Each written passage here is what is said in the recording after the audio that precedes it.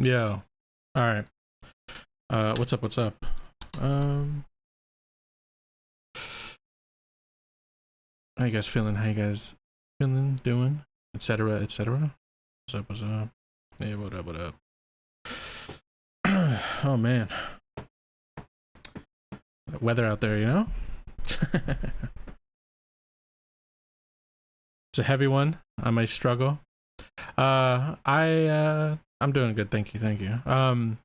I took a look. If I'm not mistaken, one of them seemed very, very inspired by Elm's Deep. So I don't know. I don't know exactly what I'm getting into, but I took a quick glance. One seemed, one seemed almost a direct retelling, But hey, we'll have to see. We'll have to see. um, but yeah. Actually wasn't as hot today, or maybe I'm just getting used to the ridiculous heat. But it's pretty, decent weather out there. Really helped kind of settle things. Oh, by the way, I'm just now kind of figuring this out. I'll do it in a second. Let's see. Sorry, let me switch some things up. Oh shit. Let's see then.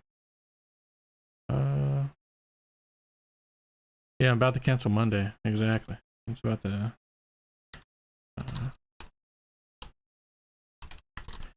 See if this works. I don't know how to work this fucking thing. But we've been rated a few times by a guy by the name of CJ Some Days. And so I think this should work, right? There you go. There you go. Yeah. Show some love, dude. Show some love, dudes. Working on some pretty cool stuff over there. I was checking out their stream before I jumped on mine, so it was very cool. I like the stuff that they work on. But yeah. So let's see.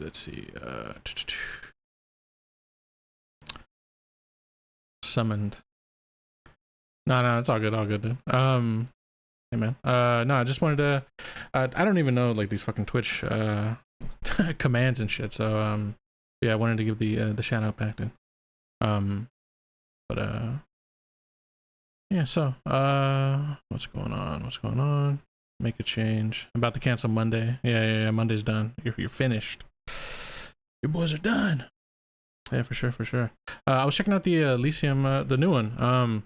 Dude, no fucking wonder. 80 fucking pages. Jesus, dude. Yeah, I'd be fucking. I'd be tired as fuck too. God damn, dude. 80 pages. I thought it was like. I was gonna be like impressed if it was like 10 or 12. It's a whole fucking. It's a whole thing. Yeah, fucking crazy, dude. Yeah, don't fuck around for sure, dude. Fucking yeah, absolutely. Uh, so let's see, what the fuck are we doing? Okay, so we got histories. Yeah, so I know. Yeah, we definitely fuck around, right? A lot. Yeah. This is the serious stream, Like this is where Tuesdays is when you chill, right? Fucking Jesus. Gee, there's so much more writing. So much more writing in this week's world building ideas. I genuinely didn't think it popped off this hard. Yeah, it's very serious. Who said we were starting off with a good one? Because I feel like that is an absolute lie. Yeah. I feel like that's a complete and utter fabrication. No. What we're starting off is dude, man, you fucking guys, man. I'm gonna read it because we've already kind of resigned ourselves to reading all these fucking ridiculous shit you guys come up with. But I don't know if this one is gonna make it as canon, right? Filthling, yeah. Appreciate it. We're finished with the Rat Gang stuff. We are, we're doing like background flavor world history stuff. I'm just letting people like throw in whatever they throw in, and as we start off, here's a good here's some fucking, let's see how to phrase what I'm trying to say right now. This is probably evidence that I should probably not do that, right? Wang Ao War. Yeah, but only the flavor that I approve of. Yeah, exactly. This flies in the face of if I should be allowing this to happen or not. So I'm gonna read this. Definitely not canon, but I appreciate the time and effort gone into creating 2 paragraphs of incredible world history. I know no, not even. I don't want to give Wang Ao like a little. I don't even want to give it Chris the Sniper. Yeah, maybe. I don't want to. I don't want to give this. I don't want to give the Wang Ao an inch into the world. You understand what I'm saying? Yes. So I don't want it to be canon at all, right? So you know what I mean? It's this is so. Anyways, all right. Let's read this shit. Let's get past it. All right. Let's grow as people, and then we'll see what we got coming up. So I give to you the Wang Ao War. So,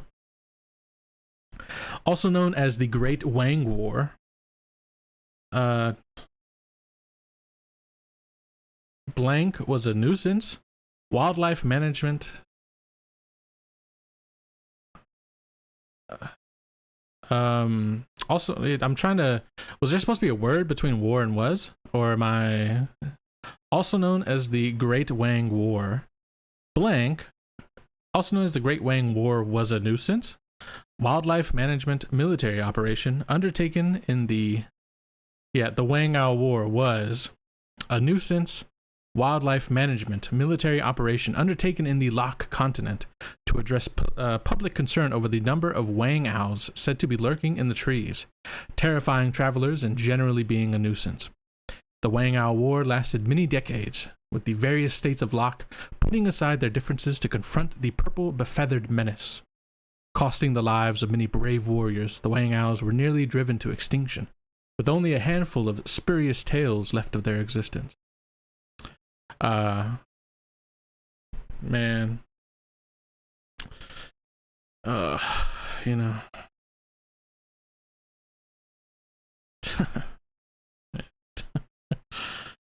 I mean, I honestly, I understand it's the emo wars. Yeah. I kind of figured that much. The Wow Wars. The Wow Owl Wars? The Wow Owls Wars? The Wild Wars? The Wang Ao is a rare and wondrous legendary creature. It's not in. We never added the Wang Ao. I let you get away with the fucking butt shark shit, and we changed up the name for that. Wang Ao was axed, right? The Wang Ao was circumcised out of the fucking setting, right? R.I.P. So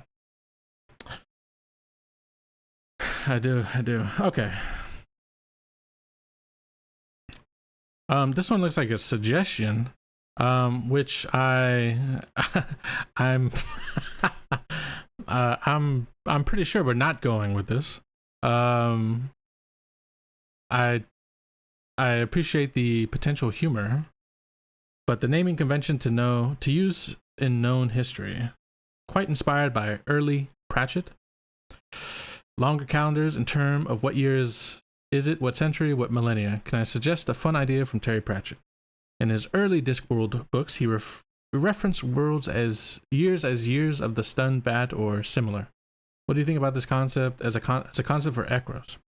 Centuries could be marked by as something longer lasting, the century of the gnarled oak. Millennium longer still, the millennium of the weathered peak, the time unit of the adjective noun.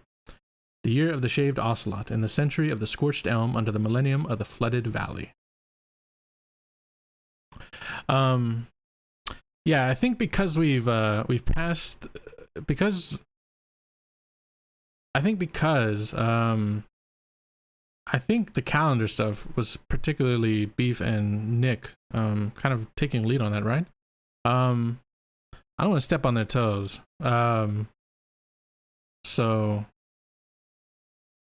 oh, Chris messaged you about this? Okay, you ran it past Beef. Okay. Man. We disagreed on some points. Yeah, I like the idea. Let me get some music on actually. Let me think about this for a second without let me get something going. I offer it to the judges. Absolutely. I appreciate it. Although I'm pretty sure it's written into everything else you've suggested so far. So. You offered it, and then you let's see. All right.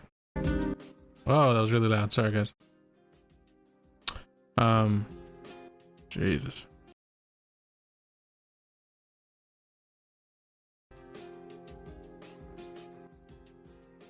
There we go.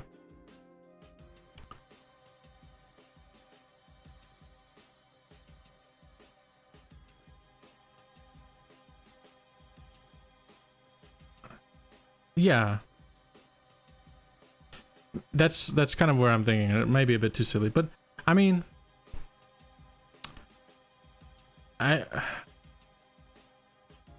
Millennium seems a bit too far, right?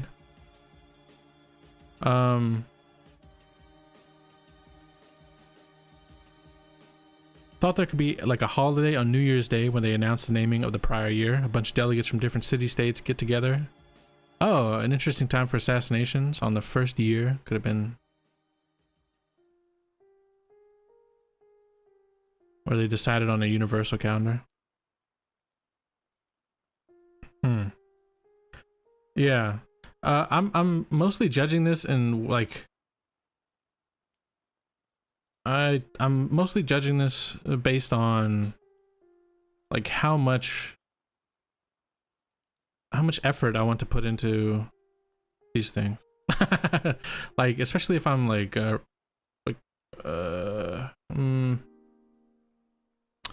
yeah, and with the recent ongoings, it's probably very difficult. The next year's name can be a Discord poll at Christmas. That is kind of cool idea though, like a community thing where we name each play year.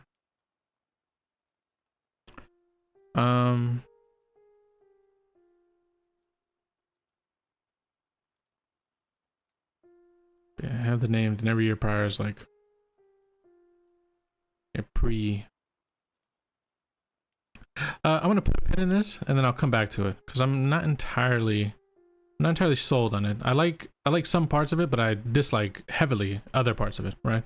So I'm kind of, you know, like, do the parts that I like, do I want to work on until I really like them, or do I just go, this is really bad and I just don't want to deal with it. Not this is really bad, but the parts that I don't like are so dislikable I don't want to bother with it. I'll put a pin in this and we'll come back to it. Alright. So this next one I think is the beginning of longer. Yeah, we can use that. Yeah. We get the hour going in. Heading 3. It begins. So we have the Vogmodir Dukan rivalry. Yeah, because we have the Vogmodir and the Thenaeus rivalry figured out, right? Just not the. Oh my god, dude. Okay. Um.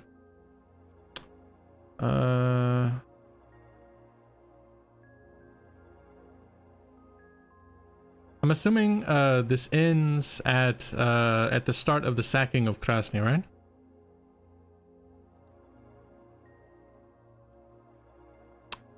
I'm assuming this ends there. All right. Let's throw this in here. Let's remove some of these things. Jeez. And let's put a bold here to kind of separate the two conflicts a little bit. We'll remove this.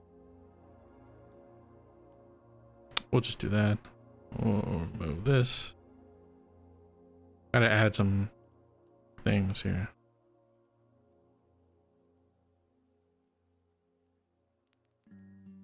My God, this is a long. Okay. Okay.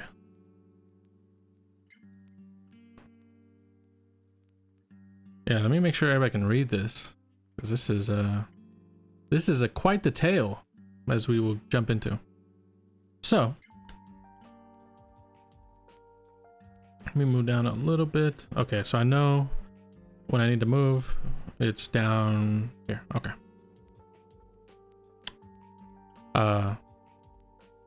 Okay. So the Vogmuldir-Dukan rivalry.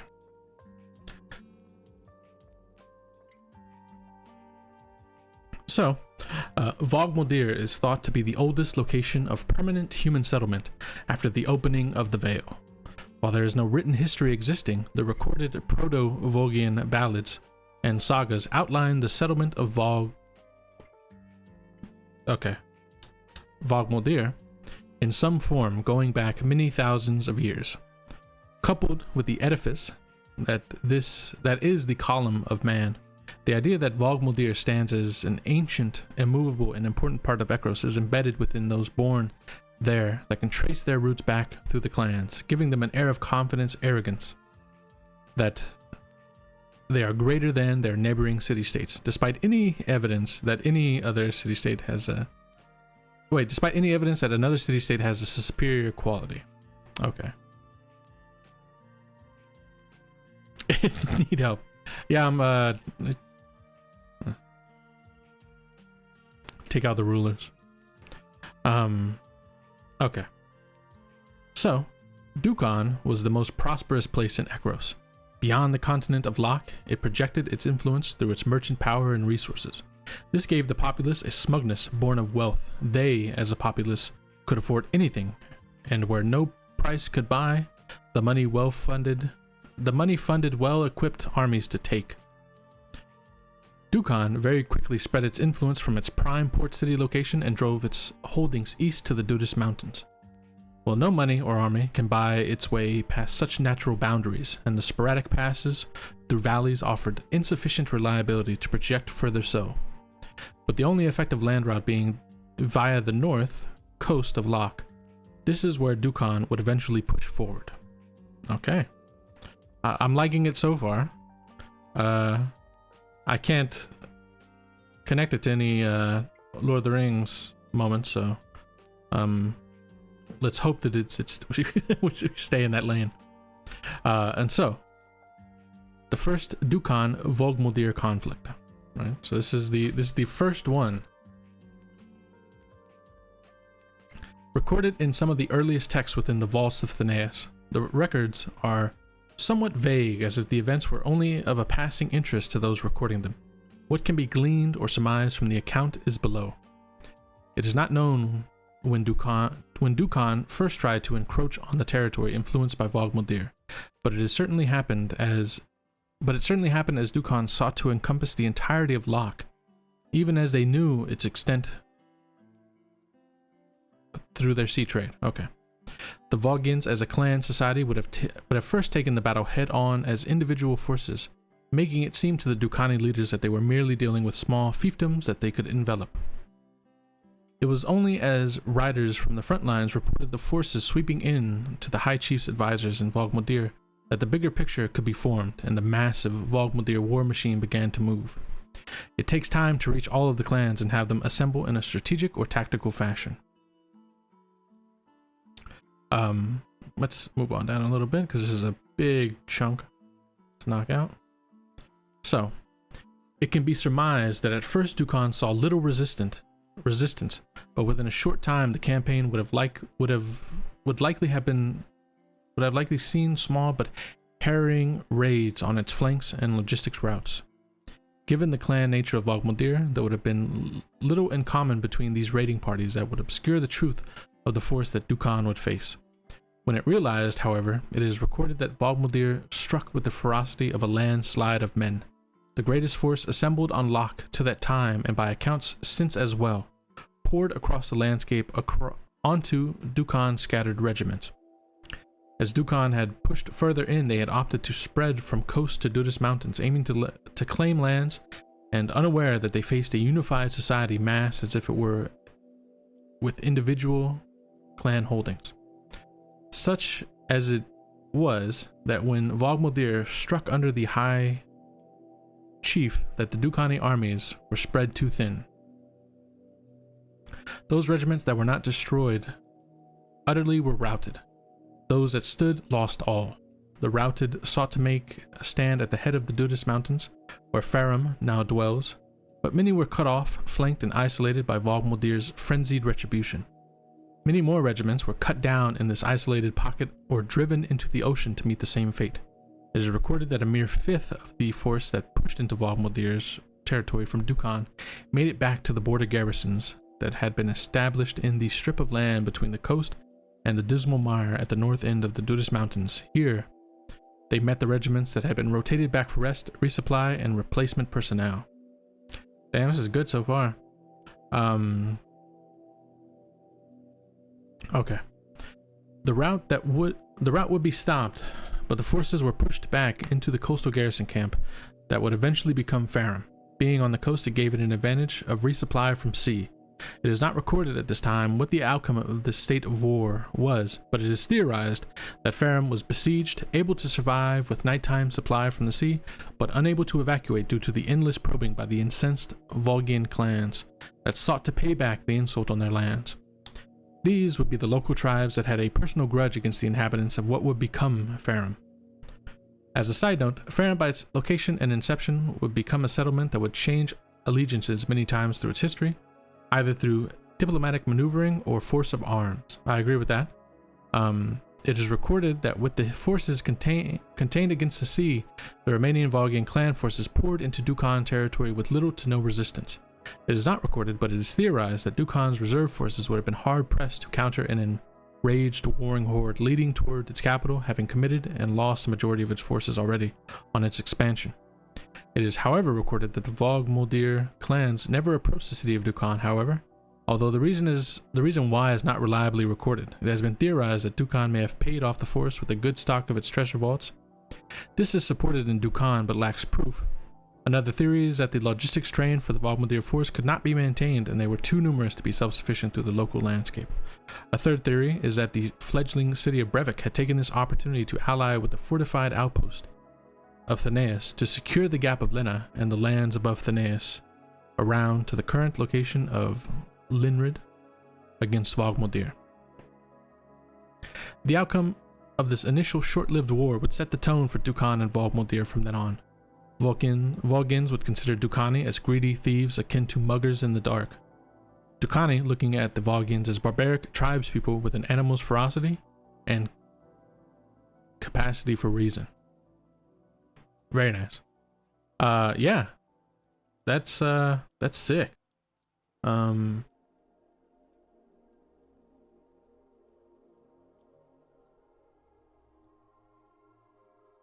Yeah, animal's capacity for reason. It's real good. Animals capacity for reason. Perfect. Yeah, this is fucking real cool.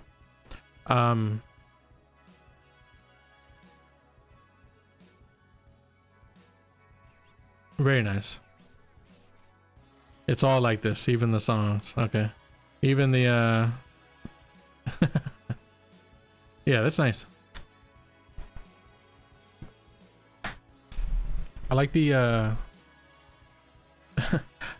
I like that it was as if the events were only of a passing interest, right? So like, you know, I guess I'll write this down.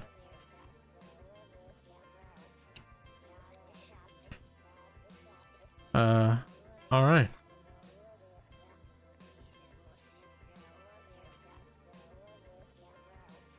Alrighty.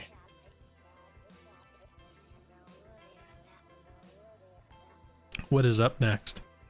Yeah, I think that one is, yeah, elves definitely don't give a shit about humans killing humans. For sure. The sacking of Krasny. This one I might have some comments on, but let's see.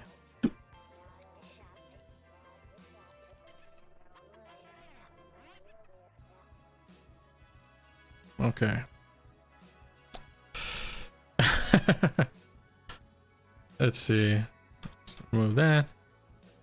Remove the edited. Remove that.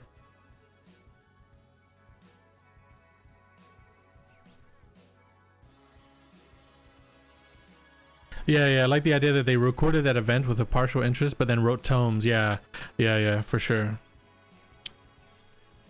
Yeah. All right. So let's take a look at the sacking of Krasny. So, Jesus.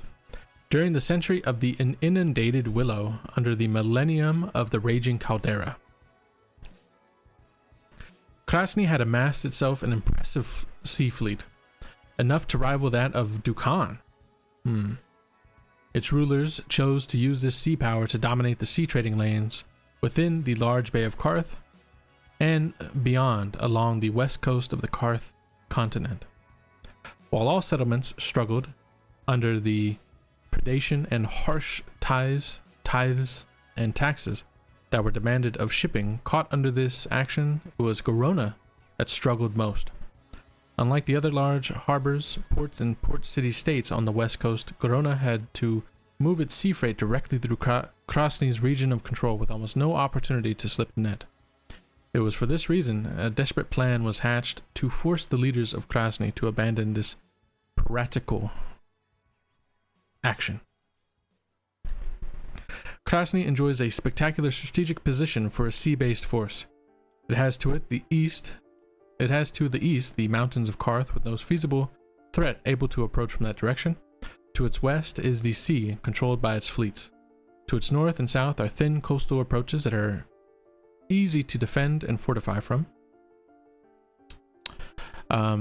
With its protected sea harbor, it can weather sieges and bring in reinforcements. Krasny is and has been since its founding, in most regards, a sea fortress. This is all correct. Garona had no force that had a wish of assailing Krasny. Which is why the sacking of Krasny in the year of the flatulent octopus, Jesus Christ, stunned the continent of Karth in its audaciousness. Recorded writings from contemporary reports state that one morning, as dawn broke, a host like none ever seen before or since appeared at Krasny's undefended east side. It was as if the mountains birthed the invaders on the doorsteps of Krasny. A host of mountain on legs trampled over the city's token defenses that were still considered unnecessary when compared to the mountains of Karth as a city wall. Reports within the city were confused and alerts were not acted on, as the on-duty military command considered the information to be beyond belief. For this reason, the attackers were mostly unchallenged.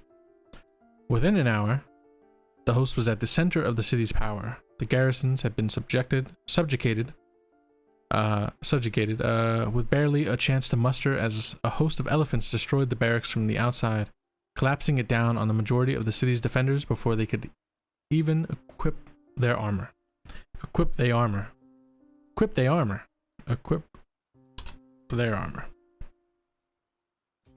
When it became clear that the city was under attack, it was too late to take action. The attackers had taken control of the port defenses and were sinking the sea squadron ships at anchor in the harbor.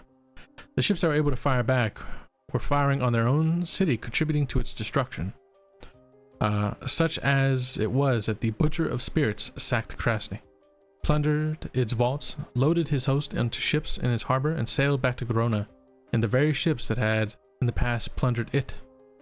Krasny has never been able to fully recover from this event. I'll probably remove this because right now I have Krasny as a very powerful city-state. It is recorded in incomplete writings from Grona that General Damien the Grin left Grona some 6 months previously with a host of men-at-arms, animal trappers, and a third of the city's remaining wealth. He traveled east through the forests of Aldiris, trapping and taming large game to use as part of his attacking force. With his host and employing tribal guides, he circumvented the Karth Desert, holding to the east coast. It is amazing that he only lost a third of his force in this desert crossing, and a testament to his skills as a leader. He skirted the mountains of Karth at the east coast, taking rest at Ibrus before further bolstering his attack group. He set off west, taking on mercenaries at Danos before again reaching the mountains of Karth. A wiser general than most, he again opted to make use of guides to get his force through the seemingly impenetrable mountains, to Krasny's poorly defended rear, making the final sally during the risky pre-dawn hours to emerge like a hidden blade from the mountains themselves into the heart of a piratical nation. So was the Butcher of Spirits raised and Krasny lowered. Yeah, that's sick. Very cool. Yeah. Hannibal, 100%. Yeah.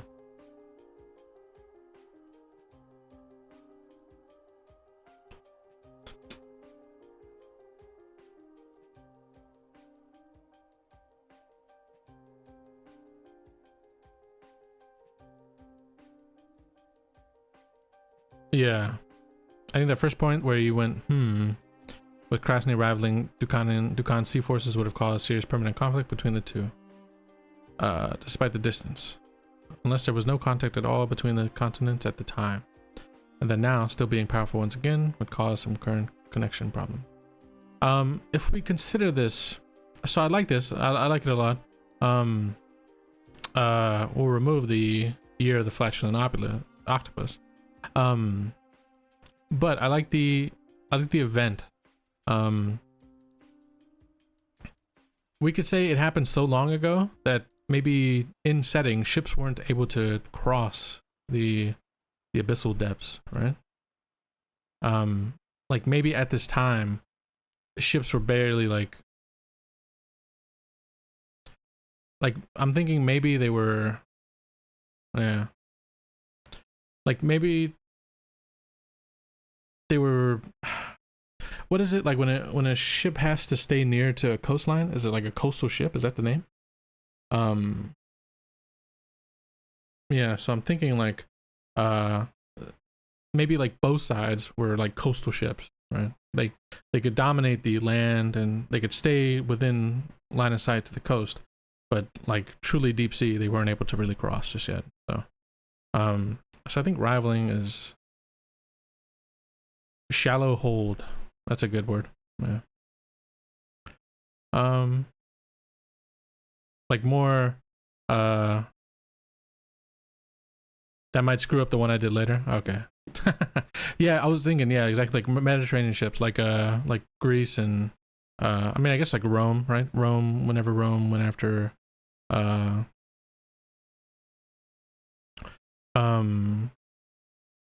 what was it? When Rome went after southern Italy, I forgot the name of the fucking, what was down there? Carthage, right? Carthage? Yeah. Carthage. The Punic Wars is what I was thinking, right? I think back then, right, they had ships that could, go across, but not ocean going, but across the known points. More navigation issue than seaworthiness. Yeah. Let's see.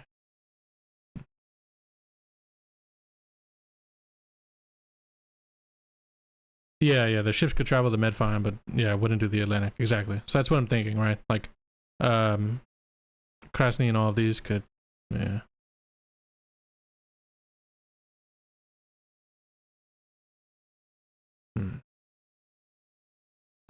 Yeah, also something to think about. That's a good point.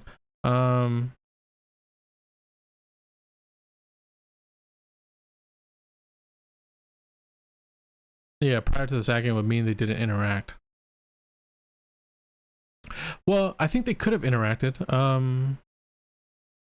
Because I think, like, say traveling from Locke's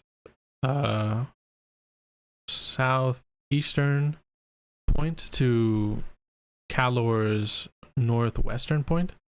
I think it probably could have been done, like, you know, there was just no straight across the sea, right? Like, it was a super roundabout way to get. So maybe there could have been, yeah, maybe there could have been interactions.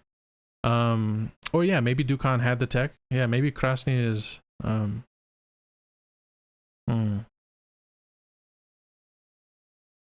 Yeah. Let me make a note on this because it might be easier to come back to it. Let's add this to the. No. Yeah, it's definitely tricky. So Krasny and Dukan interaction prior to the sack. Okay. Yeah, maybe it's about navigation and skill. Yeah.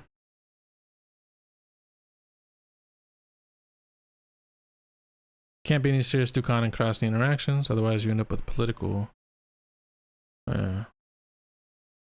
Ducani navigators and sailors are just better. Yeah, and I think I'd be happy with just settling it as like they just didn't interact, right? Like they could have had the skill, they just didn't, right? Like still at the point where they were kind of more focused on their own yeah, powerful for the Karth continent. Yeah.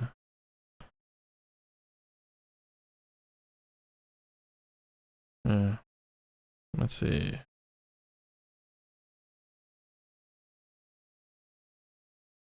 Yeah, I would say amassed an impressive sea fleet.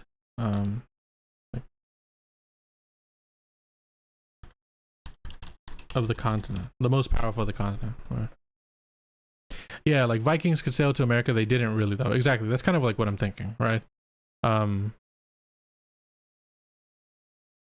Could they have? But would they really have? Probably not, right? Like maybe priorities at this time for both were on their own continent rather than truly seafaring, like vast distances.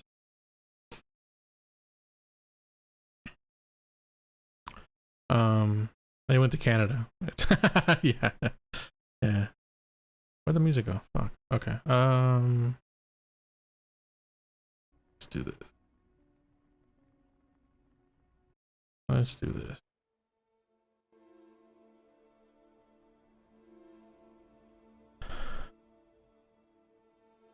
North America.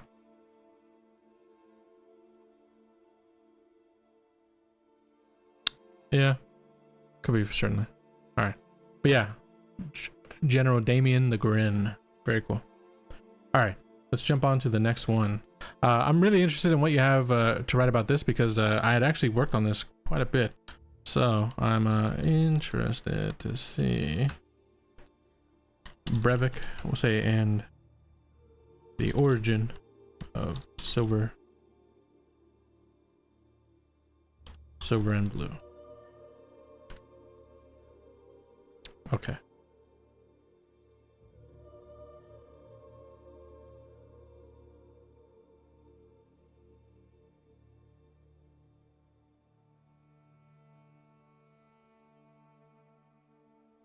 Wait. Did you mean to is it, it's reds though? So is there, like, before I jump into it, should I fix this to say silver and reds, or should I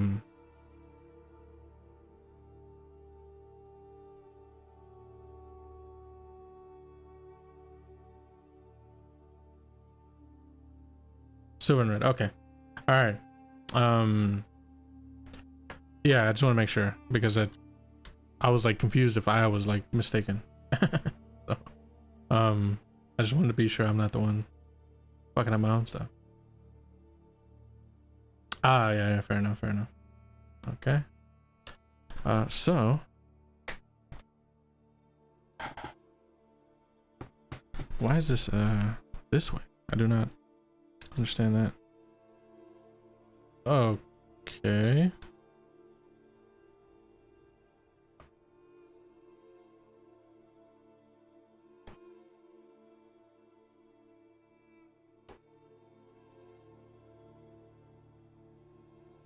No idea why I did this. Okay, I think that just deleted the whole thing. So let me just re-get that. I think so, yeah. I think it's okay. Okay, Brevik and the origin of silver and red. Let's see. There we go. All right. So, recorded as a somewhat lengthy footnote in a Thanean tome penned on the subject of the damage to the cognate oaks from a previously harsh winter is an account of one of Brevik's many civil wars. Perhaps it is an early one, but we cannot know as records have not been found. In the year of the squinting marmoset of the century of the floral chestnut under the millennium of the fallen cliff, a tension had built up in Brevik over the city's governance. It did not need much to push the strained atmosphere over the edge, and the difficult winter was it. The writer reports with some incredulity that the conflict broke out over something as mundane as a tied bundle of sticks. Regard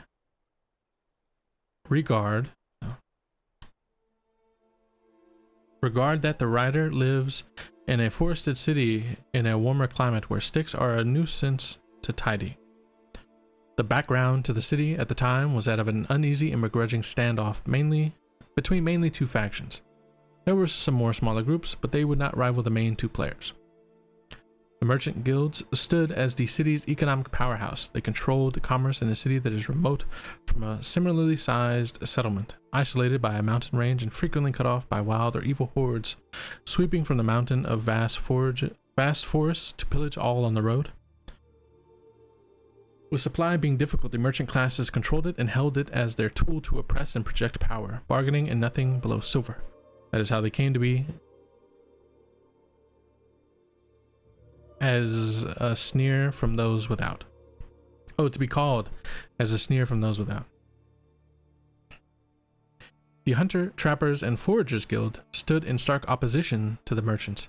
The people under these guilds provided sustenance and raw materials from the harsh northern landscape around Brevik. But with the merchant guilds controlling the coin, the gatherers and trappers were up against price fixing at every sales point, ensuring that they sold at a pittance of what the goods they had labored to provide were worth.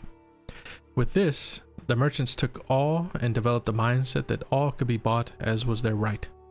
As tensions rose, the trappers and hunters took to wearing armbands of red for the blood of their prey. The foragers, lumberjackers, and miners mostly fell in, with the contention being in the same position of being financially squeezed by the merchants. This group became referred to derisively by the merchant as those ruddy reds. With a laugh, over time, it became just reds with less laughter. Very cool.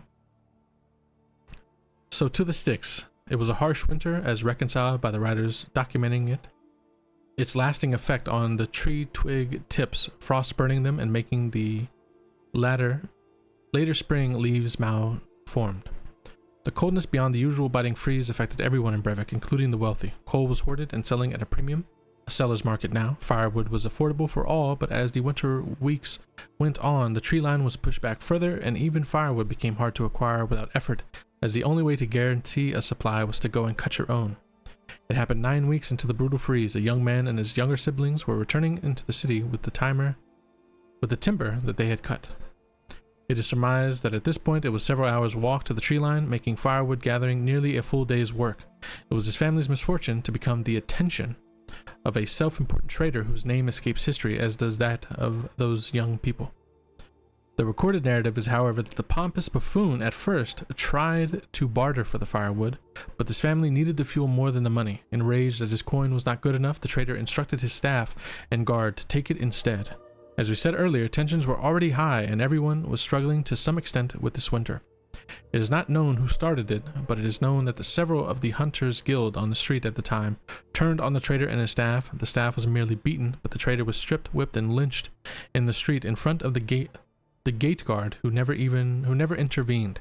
It is surmised that the guard NCO had a cool enough head to recognize the powder keg situation and the clear reality that they were outnumbered. Those responsible vanished into the city. So I like it. Let's see where it goes. Reprisals didn't take long. A trapper leaving early was ambushed by assailants unknown and had her hands removed, stumps branded, and she was left to scream her agony. Was left to scream her agony in the street. From here, the revenge was meted out tit for tat between the two main groups with the city's neutral residents caught in the crossfire. If someone did not aid a side, then they were an enemy to both. The city became a running battleground with fortified pockets on each side, raiding and counter-raiding. The Reds had the skills, but the Silver had the coin to hire mercenaries. The city's rulers were to side with the Silvers, as that was where the city coffers were mostly filled from. So the sides were drawn with the Silvers and the city rulers taking arms against the poorer folk of the land. The Silvers operated like an occupying force, performing strike-heavily armed raids on homes and gathering spots uncovered from tortured prisoners. The Reds countered with cell-based resistance units, utilizing small hit-and-run raids, ambushing vulnerable patrols, destroying supply stores, and all-out assassination. The brutality intensified. The Silvers targeted families of suspects and prisoners to sow fear of siding with the Reds. Homes found to or suspected of giving aid to the Reds were destroyed, and the families within either murdered or made homeless in the bleakest winter in the living memory of time. The Reds countered by sowing their own fear. Informants were castrated and crippled. Those that were found to have cooperated with raids without informing Reds were flayed and dumped at Silver strongholds. The war with Brevik became a brutal struggle of blood and suffering. Any idea of justice was lost. It is recorded that with their greater resources, the Silvers won this conflict, but they were unable to stamp out the Reds, which had developed into an underground movement. Reds could vanish into a crowd and remove an armband, becoming another common citizen. Not so with the Silvers and their superior and more noticeable gear. Yeah, there's some things I really like with this. Although the modern time conflict is definitely not, the Reds are definitely not an underground movement, right? They are very open. And the Silvers, this kind of gets it right though, because the Silvers how I had it written were like the old money of the city, and Reds were like newer groups. But I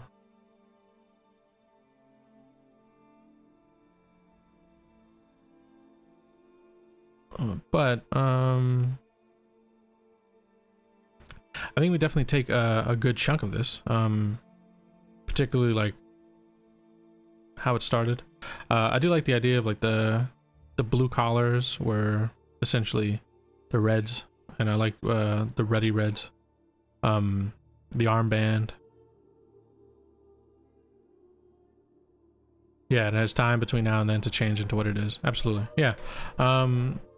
So yeah, I think I like a lot of these, for sure. Let's see. Yeah, the only thing I don't like is the year naming convention. All right. Okay.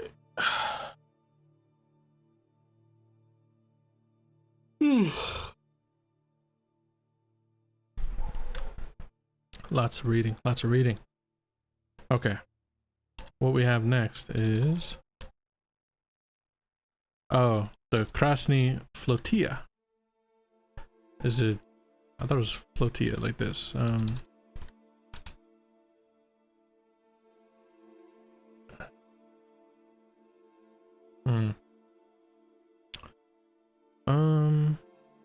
Fuck is this? Okay. Flotilla. go. So this is pre-sacking. All right. So, let's see.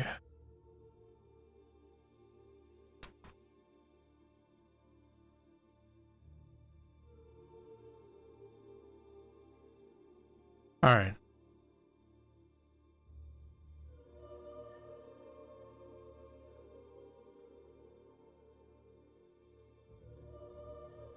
Didn't wear the safety harnesses correctly.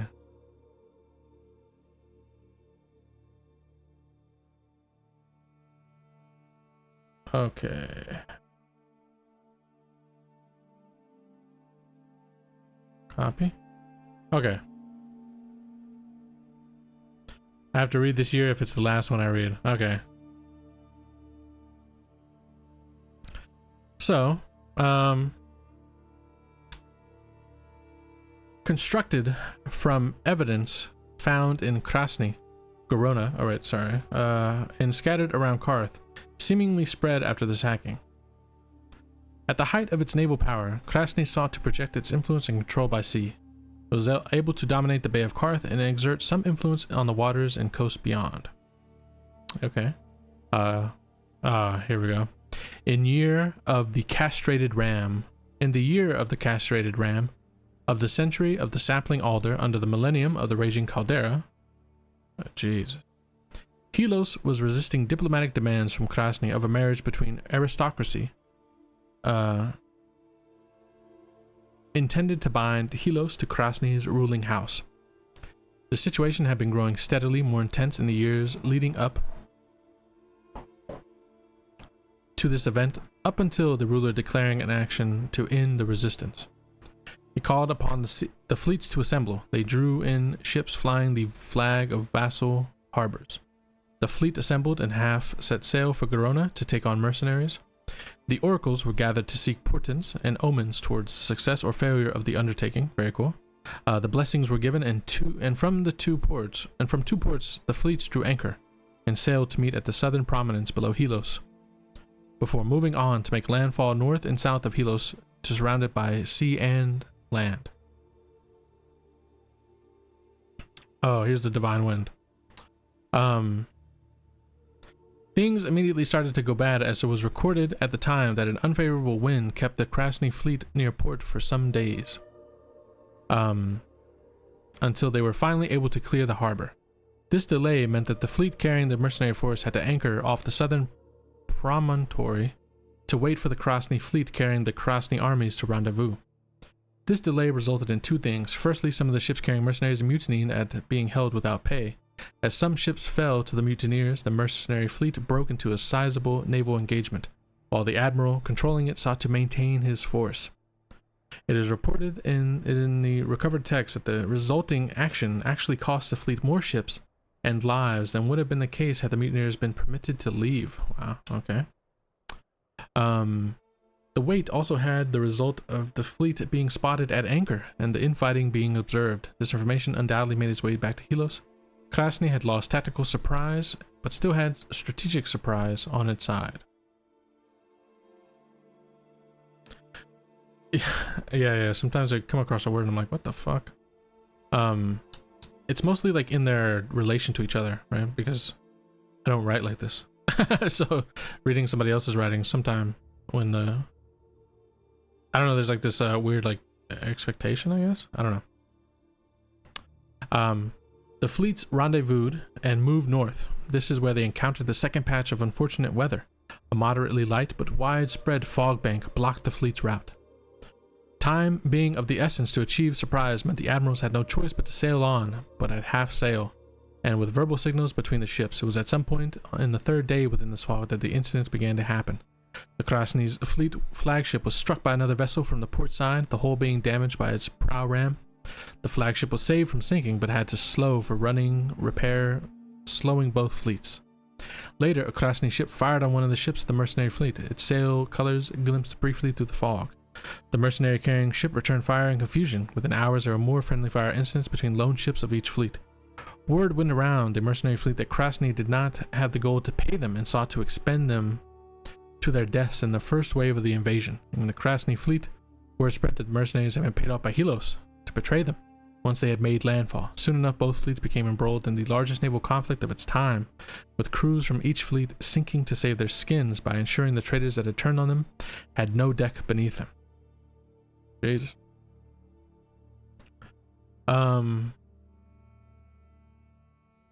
It was at this point, in the midst of a turbulent naval conflict, spreading across a diameter of more than 18 miles, be reckoning, within a low visibility fog bank, that fire ships appeared as if from the sea itself.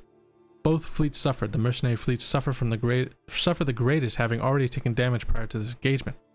Fleet ships had little space to turn without colliding. Scores of ships and crews were lost. Those ships that were spared were part of a ruined fleet that was in no condition to fight a war or besiege a city. The remaining ships took return to Krasny. However, at this point, the unfavorable wind that had delayed the fleet was now at its back, driving onwards towards Helios with a storm behind it. The fleet scattered with the intention of outrunning the storm. Most of the remaining ships were wrecked. Okay. Jeez.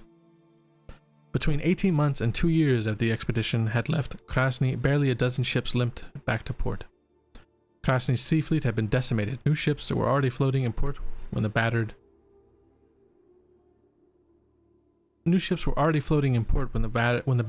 vessels made dock. From records held in Helios, it comes to light that the ships were indeed spotted at anchor, while the mercenary fleet waited for the army fleet. Helios did not have the vessels to match even one of the two fleets, but the mutiny and the rendezvous were observed by Helios scout patrols. A plan was hurriedly formed. Krasny's sail pattern was well known, and the differences in the mercenary fleet's sail pattern was noted along with the signal pennants used. The plan was formed to sow confusion in the fog bank that already held Helios and was aided by the druid's magic. A small number of vessels available were hurriedly fit with sails of similar design, and they would sail between the fleets, harrying them under the pretense of accidental action. Spies slipped aboard the vessels of both fleets to sow rumors of the other fleet's intent, and when the tension erupted into violence, the Helios force deployed fishing boats and old merchant vessels as fire ships to break the fleets. Back on land, the city's magic users contributed to a ritual to summon the storm that would drive the survivors away. But the location was to the fleet's back instead of its front, having a much more damaging consequence. And so, the Krasny flotilla was destroyed. Yeah, it's pretty cool.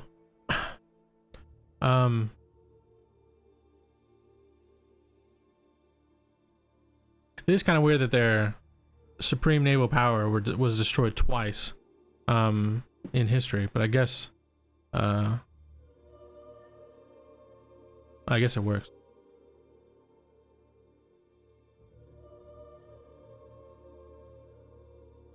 Yeah, it really can't be that supreme if this is happening like 2 times, right? Like, first they were gotten around, and then everything in dock was destroyed, and then the massive force was destroyed, and that was pre-sacking. So, yeah,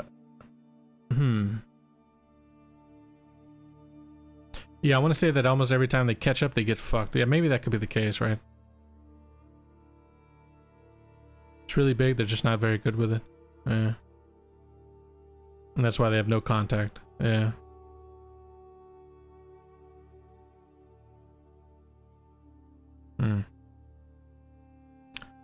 Yeah, big but poor quality, for sure. Alright. I know that feeling. Yeah. It's a gift and a curse, you know?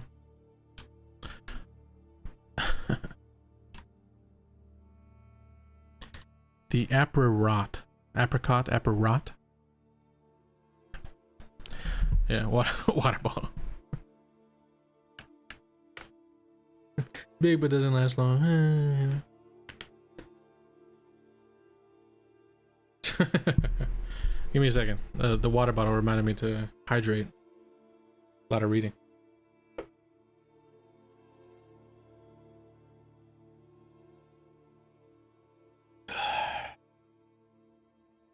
All right. Here goes. Oh shit. Whoops. And you hear the water bottle.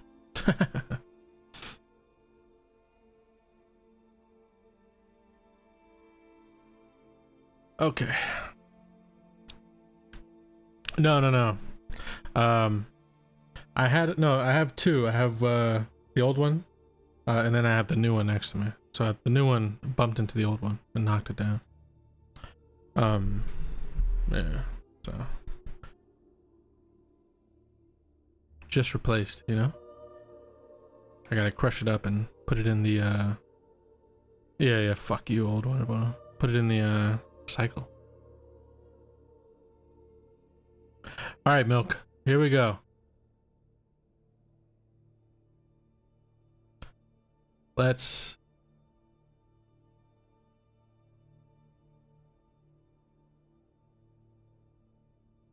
see it. I think this is one of the. It's been a while since we've seen a milk submission. All right. So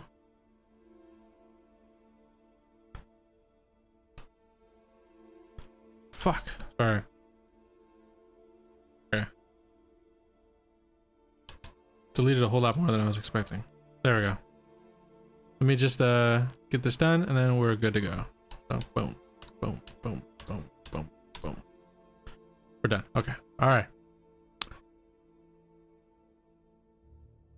Everybody say nice things about the plague. Okay. The Aparat. 422 years ago, the first outbreak of the Aparat occurred. It all started near the city of Valencia. In the city's vast array of apricot trees that line the paths and farms, one apricot farmer, Ramiro Rivera, bit into the fruit of one of his trees to find the rotting kernel at the center had turned into a complete mush. The slime filled Ramiro's mouth, and though he was quick to rid himself of the horrid substance, it was likely far too late even at that point. The first signs of the disease appeared in Ramiro mere days after his discovery. Very quickly, the teeth in Ramiro's mouth began to rot at an alarming rate. It started in his right canine tooth in the morning, with the black spot appearing at the tip of his tooth. It was painful to touch and felt soft when poked. This made eating through the day difficult, but not unbearable. By the end of the day, the spots had begun spreading to all of Ramiro's teeth, and each and every one contained the black spots by sundown. By then, the first tooth was the closest one. By then, the first tooth, as well as the closest one surrounding it, had completely turned black, and any touch of them proved excruciating. Ramiro's wife was first to fully examine his teeth in the morning. Ramiro began noticing the rot. I read that weird. Ramiro's wife, Anna, was the first to fully examine his teeth. The morning, Ramiro began noticing the rot, and it was quickly determined that the offending teeth would all have to be pulled, the two of them coming to the conclusion that unfortunately all of them would have to go. They would pay the local barber a visit come the next day. By the next morning, the rot had spread to Ramiro's gums, and it appeared as they too had become infected. The duo quickly set out to the barber's home to relieve Ramiro of his torture, as even just speaking or breathing was enough to cause unbearable pain. Tom Clementi was the one who performed the procedure upon venturing into Ramiro's mouth.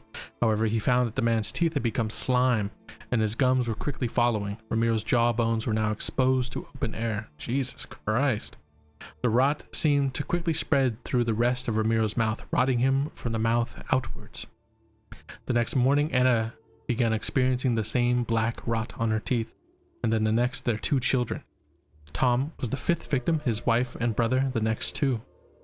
The disease had begun quickly spreading throughout the town on the outskirts of Valencia. Curiously enough, even those not exposed to Ramiro's initial infection soon began to show the symptoms as well, as it was quickly assumed that the disease was spread either through the air or the saliva.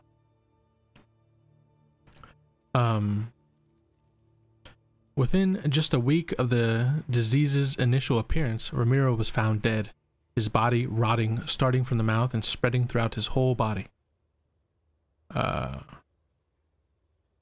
Within the week, his jaw had turned completely to the same mush that was at the center of the apricot's core, and not long after his death, his entire corpse had been the same. Jesus. As word of the disease spread, the small town of Khatun was scorched with all inhabitants blockaded inside in an attempt to stop the spread of the disease.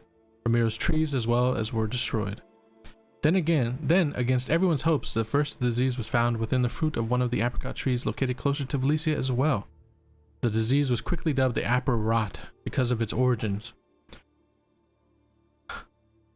The disease spread quickly across much of the western part of the continent, but a particularly harsh summer, the next summer, seemed to wipe out the disease for a period of time, as the quickly rotting apricots could be spotted a lot sooner than one would notice when biting directly into the fruit.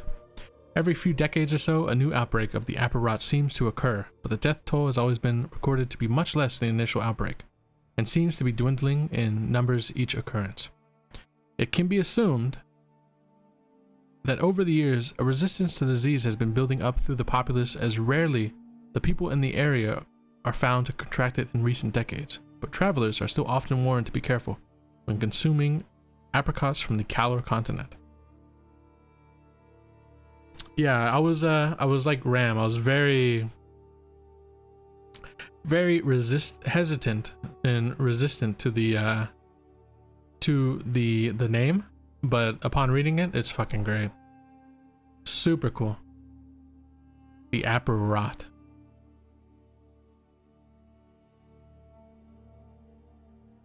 Very nice. And now I can give Saturday apricots. Exactly. Damn, very cool. Let's see. Everyone was just really horny. And they wouldn't admit adultery, so everyone blamed it as being airborne. Jesus Christ. It was initially cherries, but I couldn't resist the pun. Yeah, as silly as the pun is, it's still great, right? The apricot rot. Good shit. Milk, you gotta submit more, you know? You gotta drop in some hot ones. Only as silly as bird flu, yeah.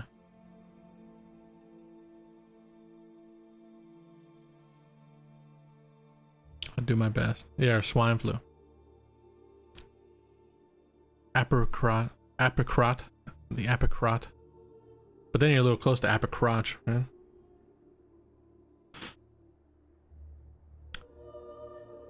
Oh, Krasny didn't lose its fleet in the sacking.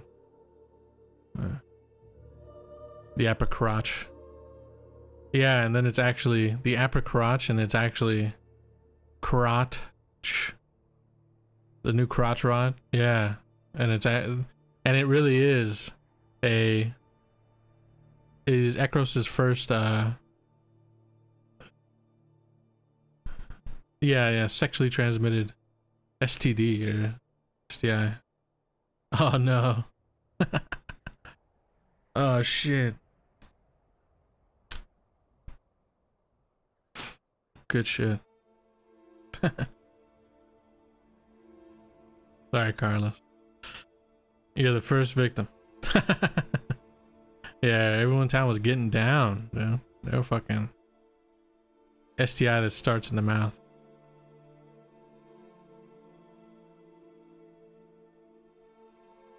Yeah. Because they're now they're weary of the saliva, yeah. You know?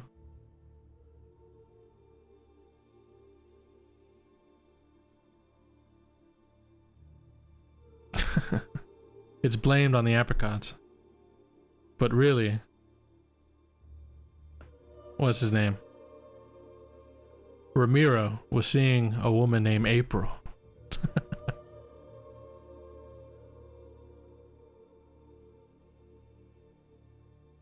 Yeah, the spread was from kissing people. That's good.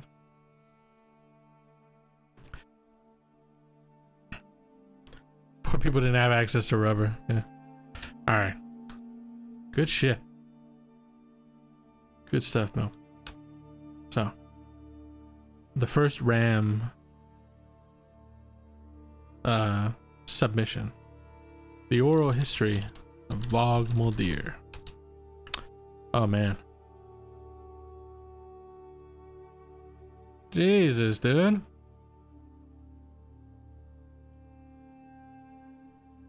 Alright. It's long, but this one delivered. That's how you say it.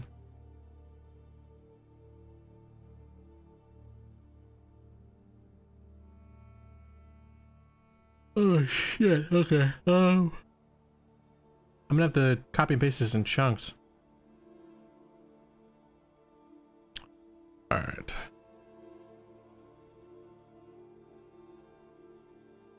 I also see that there is some. We'll do this, and then we'll do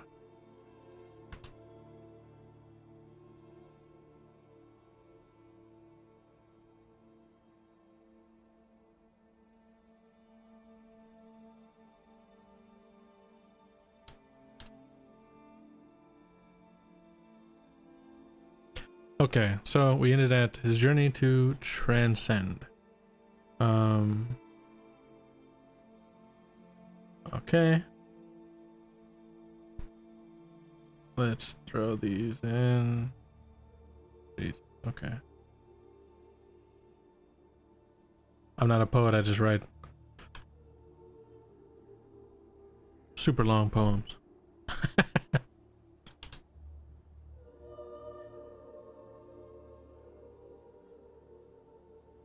Okay. Remove this as well.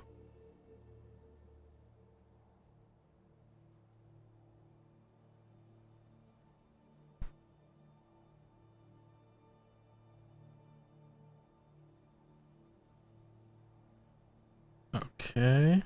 And then we go here.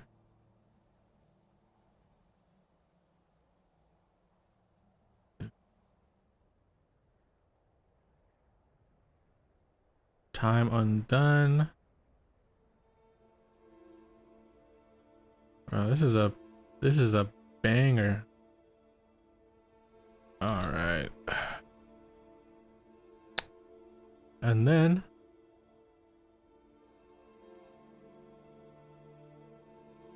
whoa, what the fuck did it do that?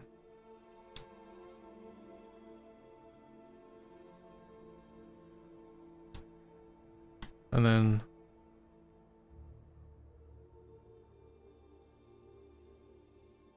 okay. Might rival the snake choking song. There we go. Okay. Oof. Let me yeah, give me a second. Let me take a drink.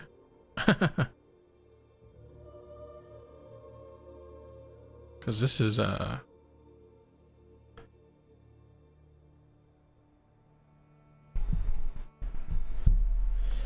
okay.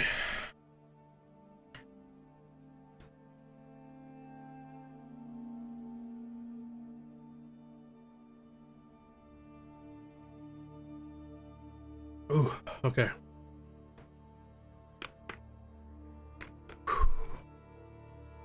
All right. Took me hours. All right, dude. The oral history of Vogmuldir. But Arthur spake, behold, for these have sworn to wage my wars and worship me, their high. Is that a misspelling or is that on purpose? Chief. The old order changeth me, yielding place to me, and we that fight for our fair land shall see this world submit. Humanity first on Ekros shall behold a new destiny, with Arthur, chief of all, and his companions by his side. Godfric Chalker, idles of the chief, the speech of Arthur, the uniter upon his coronation. Good shit. Alright. Arthur, the uniter. First High Chief of Vogmuldir and the champion of the first arrivals. Defender, champion, paragon of virtue, and scourge scourge of the elves. Songs are sung of such deeds, millennia old and lost to time. The venerable poets of our court recount the definitive history of our vaunted scion with surety. For the unbroken story of Arthur the Uniter has survived the test of time, though no written record remains of his existence. I, Godfric Chalker, have made it my life's work to record the greatest saga of our people. Gathered here you shall find a narrative constructed from the various sagas sung of our first High Chief. I have taken the liberty of adding my own supplementary narrative to connect the various sagas. The name of each author, long lost to time, aside from my own narration, I have not altered or tampered with the tales in any way, and have simply recorded them as they were performed to me. Alright. In the mist-shrouded past, in the ancient land of Vogia, the first arrivals of Ekros found themselves beset on all sides. Vile beasts, ravenous monsters, and the predations of fellow men turned to violence and despair. It was to this world that Arthur was born, the man who would be chief. Arthur was the idling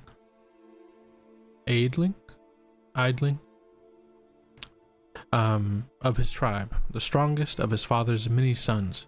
Even in his youth, Arthur was a proud young warrior. At the age of 13, at the age of 13, daring the dismal depths of the first barrow to retrieve the broken pieces of the Kaelbrand, slaying its vicious White King guardian. Here we go.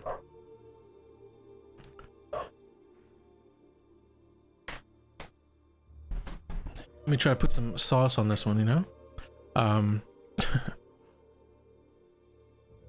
In the realm of Vogia's ancient might, where shadows whisper and stars alight, a young warrior Arthur, bold and true, ventured into darkness where legends grew.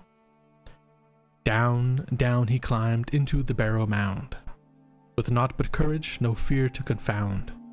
Through cobwebbed chambers, shadows embrace, seeking fragments of Kaelbrand's lost grace. A White King arose from eternal slumber, with eyes of crimson his soul encumbered. Undead monarch, his bony hand held high, to clash with Arthur 'neath the starless sky. Blades clashed like thunder metal sang, a dance of destiny, a clash that rang. Between the living and the ancient dead, a struggle for Kaelbrand once famed and dread. Alright. With each swing of the blade, fate was entwined, as Arthur fought with heart and mind. Undeterred by the White King's curse, he battled on, his fate immersed. Amidst the darkness, Arthur stood tall, bravery's ember in the shadows' thrall. And in that dire and fateful fight, he reclaimed Kaelbrand, a beacon of light. With fragments gathered, he emerged victorious, a young Vogian warrior so glorious. From the dark barrow mound he did ascend, with Kaelbrand reforged, his journey to transcend. Through trials faced, a hero's tale unfurled, a legend born across the ancient world. Arthur the brave, his name renowned, for retrieving Kaelbrand where darkness frowned. Alright. With his sword... With his sword reforged and burning bright, Arthur set about to realize his dream.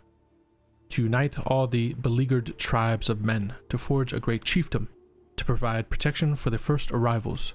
However, he knew he could not proceed alone, and Arthur put out the call to the greatest warriors of Vogia to attend him and drive out the darkness. Alright. In Vogia's realm, where valor thrives, Arthur, chief aspiring, he strives to gather warriors noble and true, summoning strength from each heart he knew. He called to arms the bravest in the land, 12 renowned souls, a resolute band. Akarn the relentless stood tall, amongst them all, a beacon for all. Okay. With hammer and forge, Arthur did toil, crafting swords, each one's spirit a coil, for each companion a blade bespoke, to face the dark and break its yoke. Tuakarn the mighty, Durendal he gave, a weapon fit for the fearless and brave, with gleaming steel its power untold, a symbol of strength, a legend to behold. On the Belly Mar the war walk commenced, their purpose united, their hearts dispensed, to vanquish all foes that threatened the land. Together they marched, a formidable band. Through valleys deep and mountains tall, they heeded the battle's relentless call. Side by side, their spirits imbued, as one they fought, their foes subdued. Arthur's companions, a force untamed, with Durendal's might, their enemies maimed. In Volgia's name, they claimed the day. For honor they fought, and the darkness gave way. So, through battles fought, they proved their might. In unity, they turned the tide of the fight. A Karn, the relentless, a force so grand, he stood tall with Arthur hand in hand. In tales of old and songs yet unsung, their legends echoed, their praises sung. For in Volgia's history, a bond so grand, the 12 companions, Arthur's band. Brand. With the land of Volgia tamed, and the greatest of his warriors at his side, Arthur was proclaimed High Chief of Volgia, first and greatest to hold the title. What should have been a day of joyous celebration for the fledgling kingdom was marred. For on that fateful day, the truest enemy of Arthur blighted the shores of Lyn Moldir. Nice. Okay. Upon the day when Arthur's reign as High Chief dawned o'er Volgia's plain, Queen Thanea, leader, sorceress and bold, with elfin kin a tale untold, in misty shroud on swan ships gliding, the elves of old their fate deciding, from Lyn Moldir's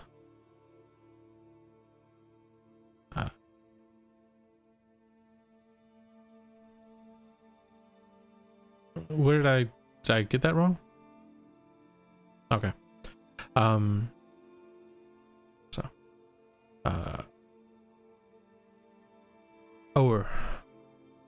Air Volgia's plain. Okay. Upon the day when Arthur's reign as High Chief dawned, ere Volgia's plain, Queen Thanea, leader, sorceress, and bold, with elfinkin a tale untold, in misty shroud on swan ships gliding, the elves of old their fate deciding, from Lyn Moldir's vale they emerged, the mist-blown fleet with magic surged. Their beauty fair like stars aligned, yet secrets veiled in heart and mind. Warrior women and children small, they heeded Ekros' sanctuous call. Arthur, noble and kind of heart, welcomed them never to depart, offering protection in warm embrace, a union forged, a bond of faith.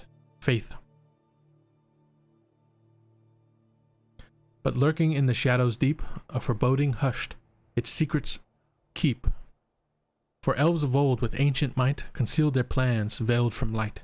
As seasons danced and years flew by, in Volgia's realm beneath the sky, the elves dwelt on, their secrets veiled, and whispers hushed and truth curtailed.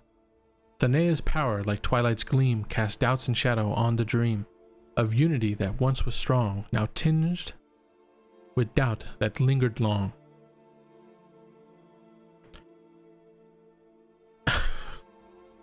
Beneath the surface, tensions brewed, like embers burning, souls imbued. With treachery's touch, a plan unfurled, a dark betrayal in shadows swirled. One fateful eve, the truth unveiled, as elfin blades by moonlight paled, betrayed Arthur the High Chief's trust, and turned their back to ash and dust. The mist-blown fleet, once swan ships fair, now harbinger of dark despair, in Volgia's realm their legacy, a tale of woe through history. For elves and men a tragic lore, a friendship lost forevermore, in Ekros annals, shadows cast, the first of many betrayals amassed. It was this deep, dark betrayal that threw the land once more into turmoil. Though a glimmer of hope remained, Thenea, the vilest betrayer of Arthur's trust, had spawned 12 daughters, each of whom was a foul temptress and seductress, cast in their mother's image, all save one, Moldira the Pure. Youngest daughter of Thenea, and wholly unlike her mother and sisters, Moldira and Arthur shared a kindred soul, loving one another in secret since the arrival of the mist-blown fleet.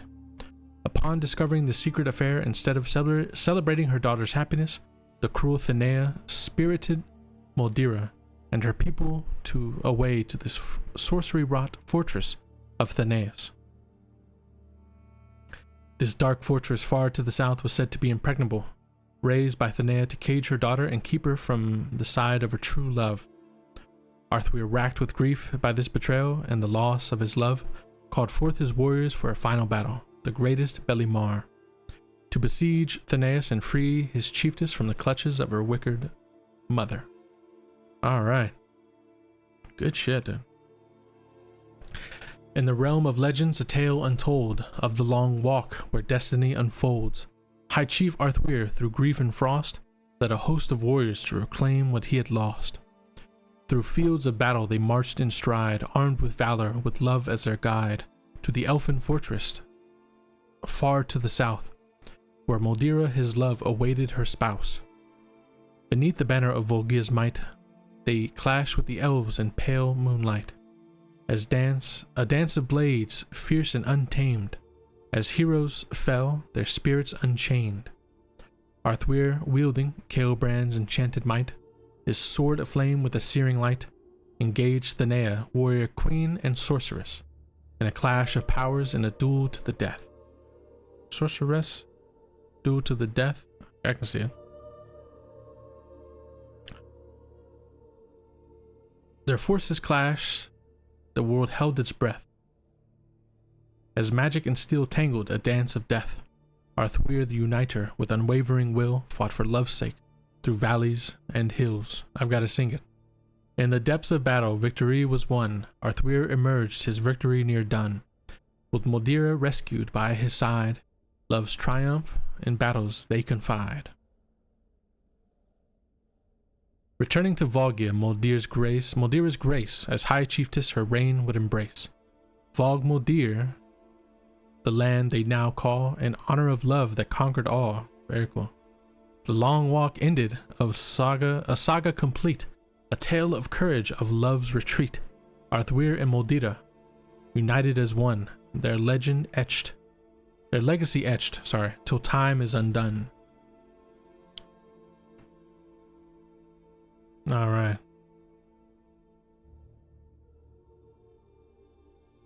Sing in a feminine Dutch accent. Yeah. So High Chief Arthur the Uniter, with his wife Moldira by his side, ruled the land of Vog Moldir with wisdom and valor for many long centuries. Arthur maintained by Moldira's love long past the span of mortal life. Yet the final treachery of Thenea was still to come. Though their mother had been slain, the wickedness of the daughters of Thenea could not be held at bay for long. In the darkness of their ruined fortress, the daughters schemed. Using their foul sorcery, the daughters set about conducting a powerful ritual to blight the land of Theneus. Imbuing their great and terrible power into the very earth itself, the daughters of Thenea sacrificed their own lives to embolden their warriors. Oh shit, dude. This is fucking good.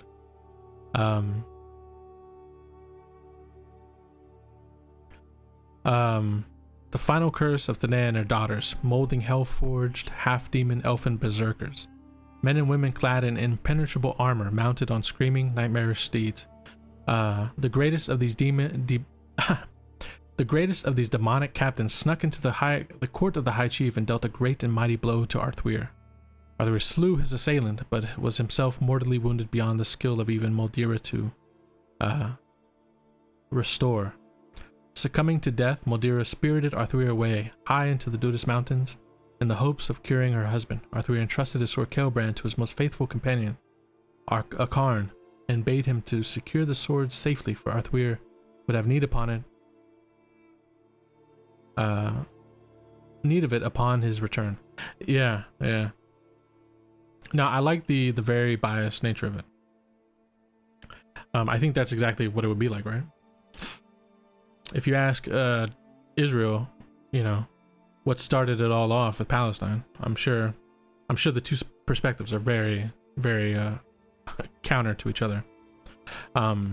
So, in the twilight of a hero's reign in Vogmuldir's realm, a battle of pain, Arthur the Uniter, with sword and might, faced a foe in the dark, a demonic blight. An elf assassin, cloaked in hellish attire, crept through shadows, fueled by dark desire. With the sword of evil and armor of dread, he sought to take Arthur's life, it is said. In the heart of night, the traitor struck, dealing a wound, fate's cruel luck. Arthur, fierce and valiant, fought the dark. With Ceolbrand's might, he left his mark.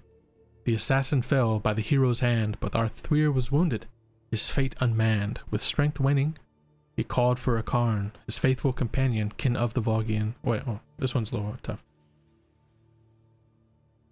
Yeah, I really like the sacrifice too. That's yeah, it's fucking A1, you know, top tier. With strength waning, he called for a Karn, his faithful companion, kin of the Vogian clan.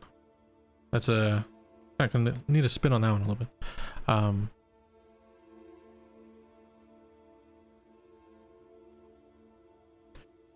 let's see. To a Karn, a cairn.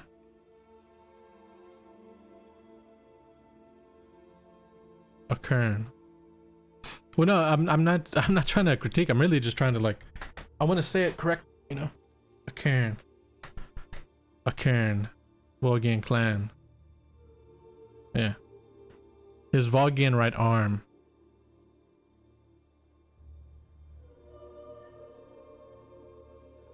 Make it rhyme with clan. I'm trying to do that. Yeah.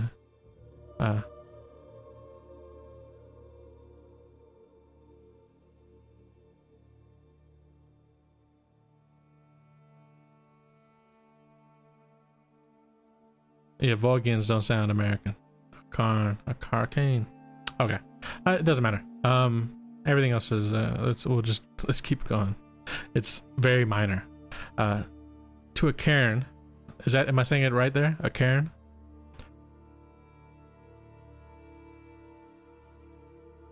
A can?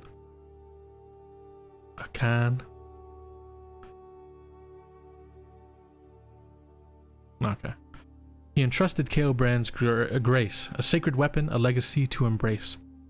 Keep it safe, Arthur whispered low, for I'll return when the world's in woe.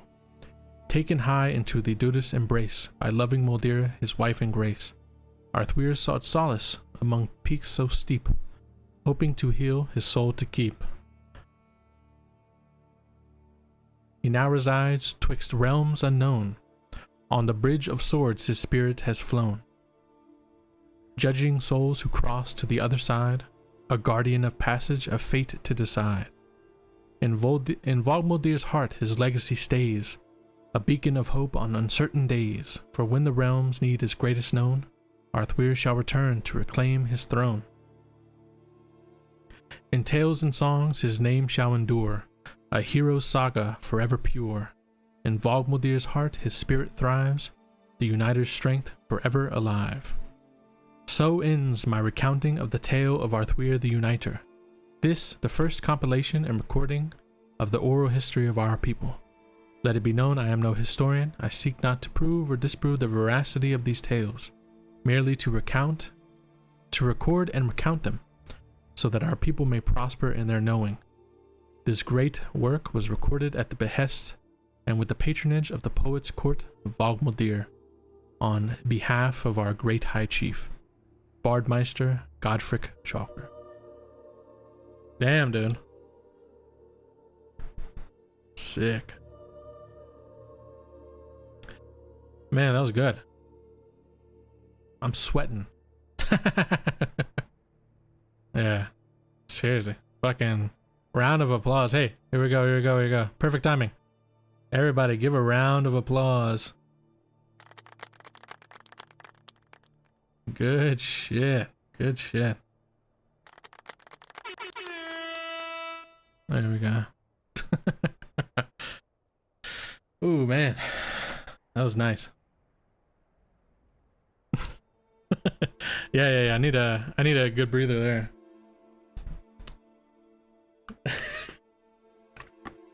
I just need the I don't know if anybody is aware, but the Don DeMarco soundbite.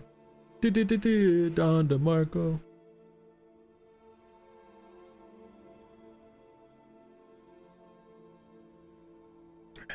Man. Ooh.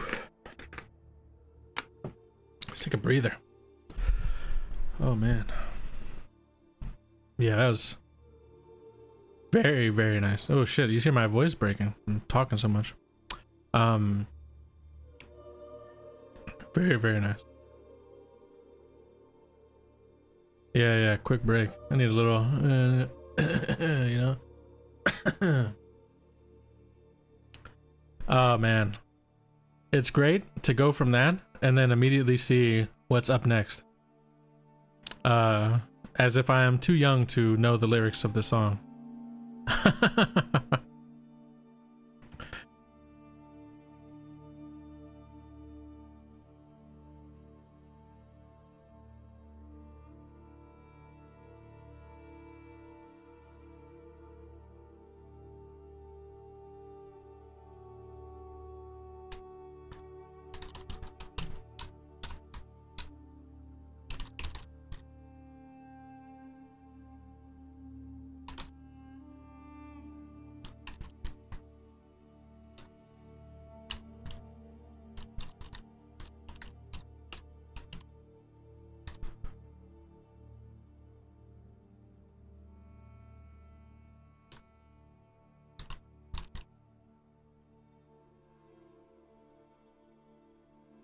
Sing it how I should think it, how I think it should go.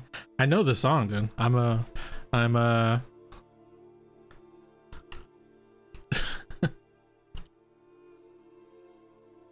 Led Zeppelin fan, dude. So, you know, you're not gonna. I know exactly how it would be. Yeah. I'm one of the very few Led Zeppelin fans, apparently. But yeah, I would yeah. Actually, I think they're one of the most litigious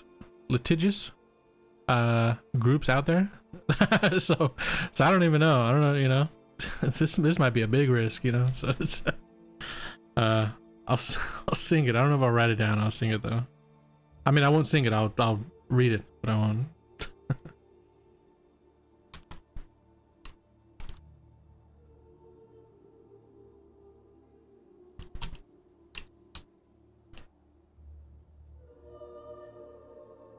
All right. Nah. We won't pass. I mean, I doubt they're gonna fucking, you know. So. All right. So, the Gorsemen of Brevnak, pre-Brevic runic inscription. I'm not gonna sing it. I'm gonna read it though. They come from the land of the ice and snow, from the midnight sun where the hot springs flow. The hammer of the gods will drive their ships to new lands to fight the horde, sing and cry. Vanilla? Vanilla, they are coming.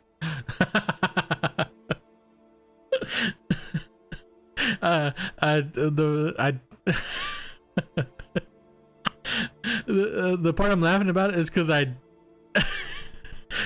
don't know if this is a misspelling or if this is on purpose. So I don't know if you're really trying to spell Valhalla or or if it just like falls into the meme of of spelling mistakes. Oh shit. Oh shit. Oh fuck, okay. Vanilla, they are coming. You already said the hammer of the gods, dude. Oh fuck, Roard Gamzee wrote this, yeah. Vanilla, they are coming. On they sweep with threshing ore. Our only goal will be the western shore. They come from the land of the ice and snow, from the midnight sun where the hot springs flow. How soft your fields, so green, can whisper tales of gore, of how they calmed the tides of war. They are your overlords. On they sweep with threshing oar. Their only goal will be the western shore. So now you'd better stop and rebuild all your ruins. For peace and trust can win the day despite all your losing. Yeah, it's a fucking great song. Oh shit, man, the fucking vanilla thing really fucking got me. Oh shit. Yeah, I'm sure. Have a good one, buddy. Oh fuck.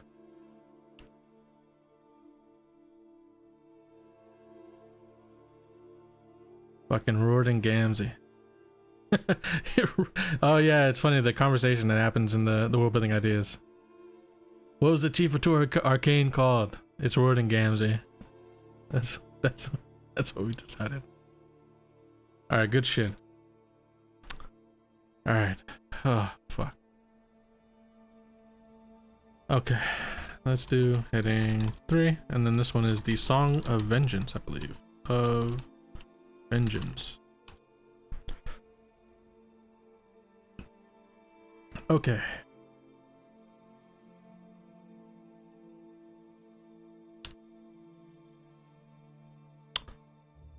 Okay, here we go.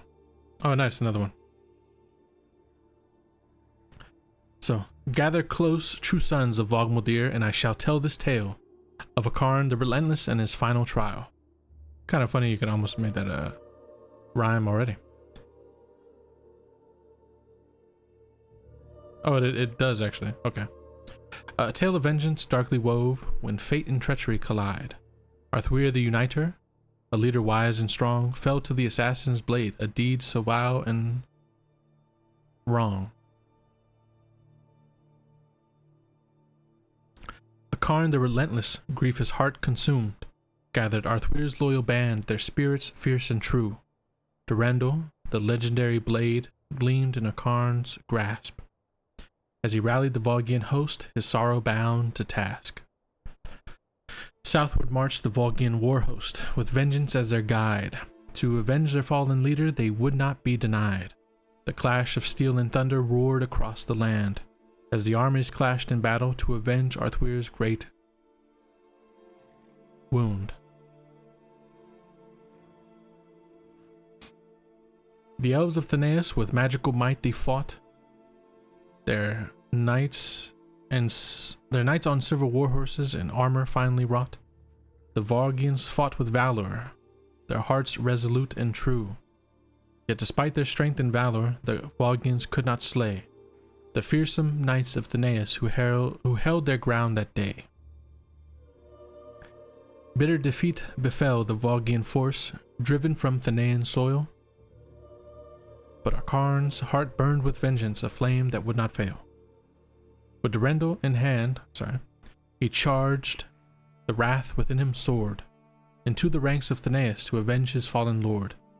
His sword cut through the knights, their silvered armor rent, buying precious time for his kin to retreat, their rage all but spent. In the midst of battle's fury, Akarn's fate was sealed. His body lost amidst the clash, his demise concealed. Yet Akarn fought with fury's flame. In the face of fear he earned his fame. Defying odds he charged ahead, and many knights of Theneus bled. With reverence they returned his blade, a symbol of respect. Through Akarn's resting place remained a truth unchecked. The song of vengeance echoes through Volgian halls, a saga of heroes and darkness where fate's curtain falls. So remember, O brave warriors, the saga's somber strain, the price of vengeance paid as grief unleashed its reign. In the annals of Vogmeldir, let this tale endure, a testament to the valor of heroes who are no more. Composed and performed by Talifer Apicador, tale teller, on the eve of his belly mar. Have a go on, beef. Let me know how it goes.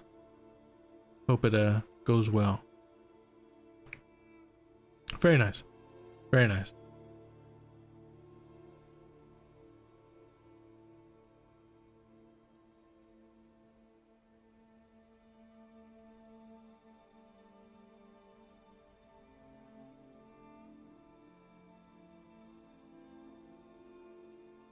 Let's see.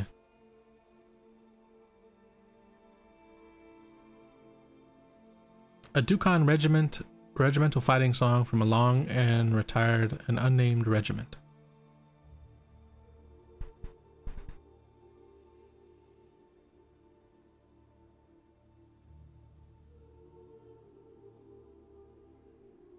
I'm reading this to see if it's a joke or not.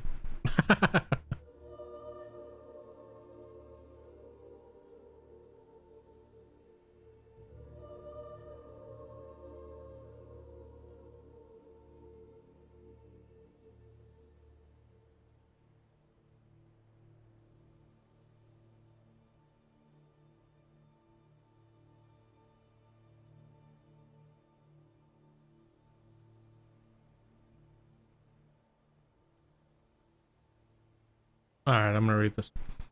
I think it's this, and then I think it's.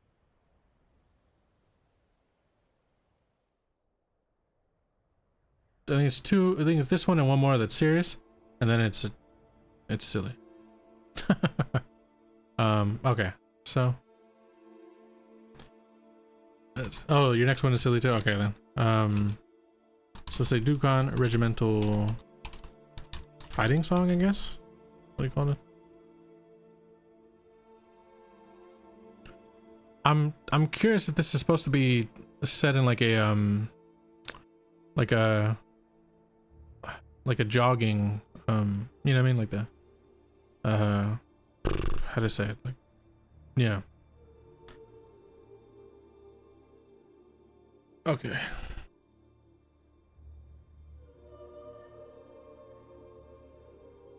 Yeah, like a marching song, like there's a specific term for it. Cadence is what I meant. Like if this is supposed to be like the, you know, like the classical, like, yeah. Like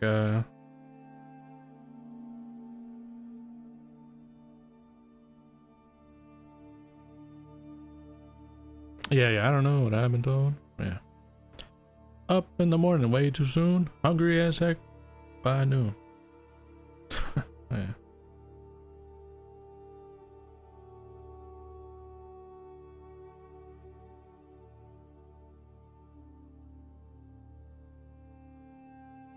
All right. I'm not gonna try to do it in this one, because I can't really.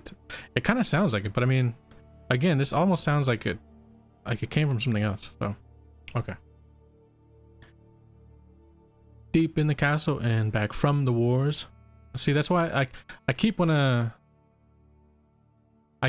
to. For some reason, this gives me the cadence kind of songs, like, because I can hear it, like, deep in the castle and back from the wars, back with my baby and the fire burned tall. Hoorah went the man down below. All outside was the rain and snow. Right? Like, I can hear it very clearly in like military cadence, but I don't know. So deep in the castle and back from the wars, back with my baby and the fire burned tall. Hoorah went the men down below. All outside was the rain and snow. Hear their shouts, hear their roar. They probably all had a barrel or much, much more. Hoorah, hoorah, hoorah, yeah. Over the hill with the swords of 1,000 men. Yeah, I think this is a... I'm pretty sure Chris got a military cadence song and just kind of mess with it a little bit. Yeah, we had to meet the enemy a mile away. Thunder in the air and the skies turned gray. Assembling the knights and their swords were sharp. There was hope in our Dukhan hearts. Hear our sound, hear our sound. We're gonna fight until we have won this town. Hoorah, hoorah, hoorah, yeah. Over the hill with the swords of 1,000 men. The knights come along at the end of the day. Some were half alive and some had run away. Hear our triumph in our roar. We're gonna drink a barrel or much, much more. Hoorah, hoorah, hoorah, yeah. Over the hills with 1,000 men. Well, it's a Dukhan regimental fighting song. So I guess there's a little bit of history. It's I think initially like histories wasn't like specific events. I think the idea was like little historical things, right? So like an old Dukhan regimental fighting song seems kind of like a, you know, some type of, you know, like historical. I think that was the idea. I probably didn't get it across there appropriately with the post, but I think that was initially what Chris was pushing for. So tour Arcane. 'Tis a silly place, I believe. All right. Oh, cannot forget this.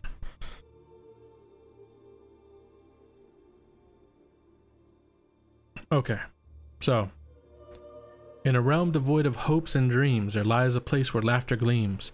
Tour Arcane, a silly land where joy and folly go hand in hand. In Vogue Muldir's vast and serious domain. Tour Arcane stands a world quite insane. Its people deemed as simple and slow, by other standards they're thought to bow. In Tour Arcane no treasures rare, no works of art, no gems to wear, a place where little worth is found, but happiness in laughter's sound. But 'tis unfair this judgment cast, for joy and mirth make time go fast. In Tour Arcane, where hearts run free, the world's a stage of comedy. The warriors wield wonky spears, with swords that bend and bring no fears. Yet in their play they find delight, amusing foes with mockful fight. While some may scoff at their display in Tour Arcane, they choose to stay. At the helm of this whimsy place, Rorden Gamzee with smiling face, the chief of Tour Arcane so grand, unveiling joy throughout his land. For in this world of endless jest, Rorden leads with warmth and zest. Embracing quirks and follies rare, to him their gems beyond compare. So let us learn from Tour Arcane, embrace the laughs, release the strain. For in the tapestry of life we weave, a touch of silliness we must believe. Hey, good shit. It's a nice one. Nice way of painting this place that has been painted as ridiculous as fuck, right? So, with all kinds of like crazy shit. Alright, the Siege of Ilgrad's Anvil.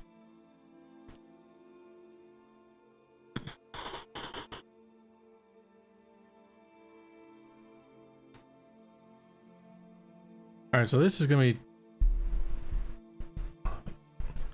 as crazy as it is. There's actually, I mean, maybe I don't remember my Tolkien lore as well as I think, but I think there was a few things in here that were unique but interesting.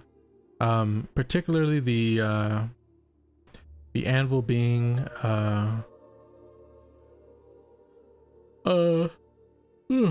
sorry,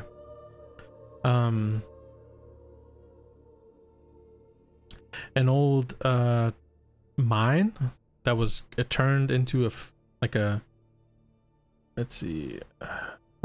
turned into a stronghold.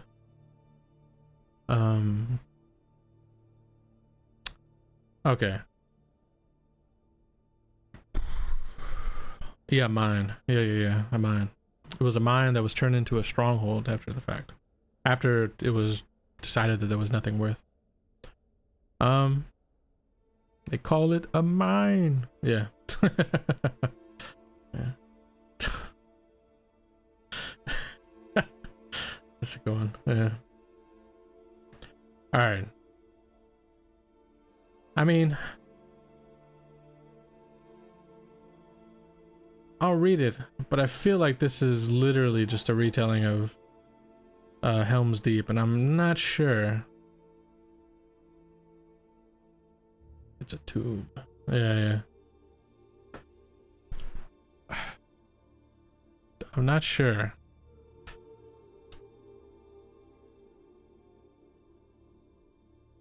Let's see if there's anything we can... I'll read it and we'll see if there's anything I can pull from it and try to like rework. Probably not now, but later. Jesus. This is fucking crazy.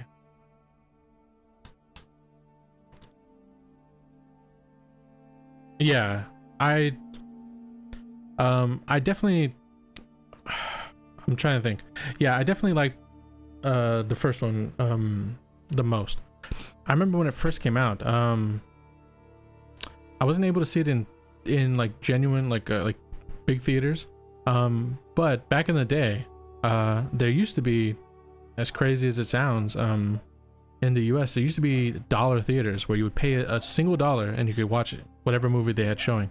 And it was typically like the, you know, stuff that had kind of gone out of initial screenings and everything, right? Like you would see movies from like, you know, 2 or 3 months previously to kind of get there. And I think prior to seeing it, I think my interest in fantasy wasn't necessarily like big at all. I remember, I think, so actually, like, this is kind of crazy, because this kind of ties into why I really enjoy tabletop RPGs. So I'm gonna tell this story, this personal story of my life, before I read this literal retelling of Helm's Deep. So I'd went to see a movie, and what I would do as a punk ass little kid, I would spend the dollar. I would spend the dollar, and then I would go in, and then I would, instead of leaving, I would just sneak into other movies. And I went to see like some shitty movie, and I was like, wow, this movie fucking sucks. And I remembered seeing, I would typically like try to plan out the next couple of movies. And I remembered seeing there was one that I almost chose Lord of the Rings, right? Previous to the other two, or previous to the one that I chose. Yeah, Felony. Yeah, Jesus. But so I'd gone, and it was like a couple of movies were starting at the same time, and I picked like some shitty movie, and I went to start watching it, and it was so bad within like the first 10 minutes, I was like, fuck this, I'm out. And I left, and I went to go to the Lord of the Rings one. And I had actually, the entire place was packed. So every showing of this movie was legit like almost full out. And so I stood near the back until a seat kind of opened up. And I sat down and I watched this movie, and I was like, legit, I was like 10 years old, I think. And so I watched it, and I was like blown away how much I fucking love the movie. And it basically like kind of ignited this like interest in like fantasy, you know, because previous to this, I think I was big into like, I really liked Dune. I read that when I was like 9 or 8, like 9. I read it right around the same time before I saw and got into fantasy. I really enjoyed like Dune. Yeah. Until it came back to get a seat. No. I think I was worried at the time. I was worried because there was like a seat somewhere in the middle, and nobody was sitting in it, and it just felt like it was just like an open seat. But I was worried, and I spent like 15 minutes standing at the back, like making sure nobody was gonna set to like join them, because I didn't want to like scoot halfway across this really big aisle in front of people and then have to like turn around and leave. But yeah, eventually I sat down and I watched the movie, and I loved it. And then I think I snuck into it like 8 or 9 more times, not that same day, but like through the course of however long it was in the dollar theater. And I went to a Goodwill. There was a really big Goodwill, which is like donated clothes and all kinds of crazy shit. It's like donated stuff, and you basically, it's worse than like secondhand clothing. It's like 3rd or 4th, right? It's like typically it's for like very, very poor people, to be able to like, you know, get normal, like home stuff, like thrift stuff. And I was looking through the books, and I came across a book called The Crystal, Dead Man's Clothes, exactly. The Crystal Shard by R.A. Salvatore. It was the first book of the Icewind Dale trilogy, which is now it's like Forgotten Realms, initial like real Forgotten Realms, like D&D stuff. And I read that book and I really enjoyed it. And from there, it just kind of cascaded. Like I really enjoyed what it was, and then it like made me think like, what is, Drizzt. I think it's the first book of his, if I'm not mistaken. I think it's the first book of Drizzt, but I'm not entirely sure. If that's, maybe it's not. Maybe I think in the book he was already like an established character, but it was a character.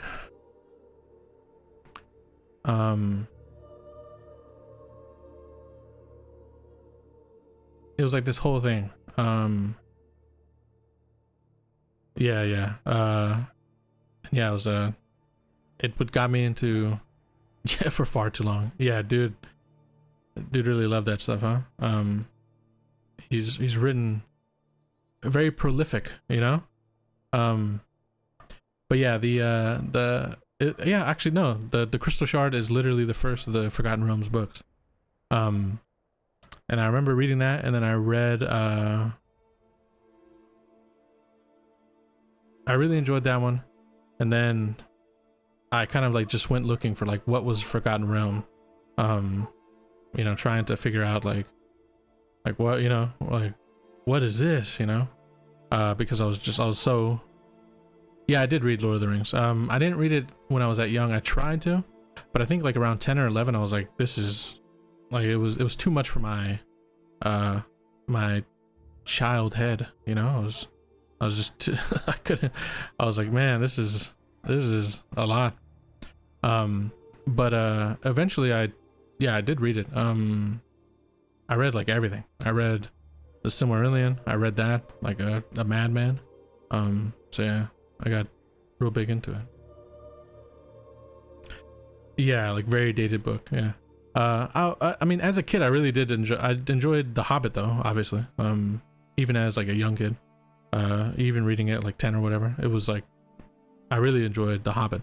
But then trying to read like the actual Lord of the Rings books, I think I got into those and I was able to like properly read them around like 16, 17 or something. Yeah. Silmarillion is like a struggle for a full-grown adult who's might be used to reading that kind of shit. Like, fuck. But I like that I know all the stupid ass Silmarillion memes, so that's kind of like the benefit of having read it.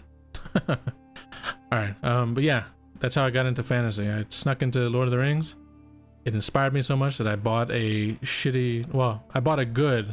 good fantasy book from Goodwill, and that fantasy book happened to be a Forgotten Realm book, which made me want to figure out what that was, and then I stumbled onto D&D and all that other shit from there. So that's the path.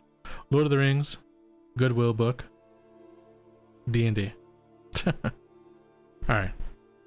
The Siege of Ilgrad's Anvil.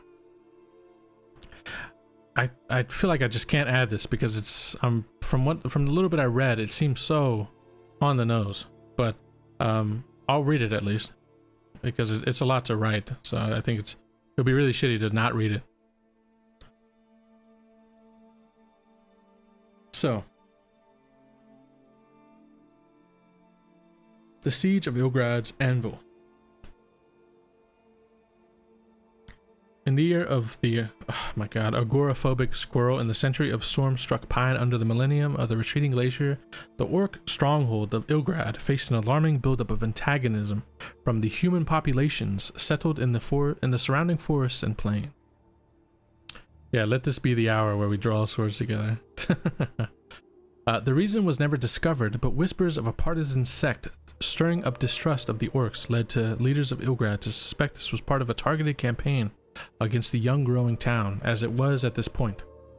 As the bitterness, resentment, and prejudice grew in volume and spite, orc traders from the city were more frequently being waylaid on the road.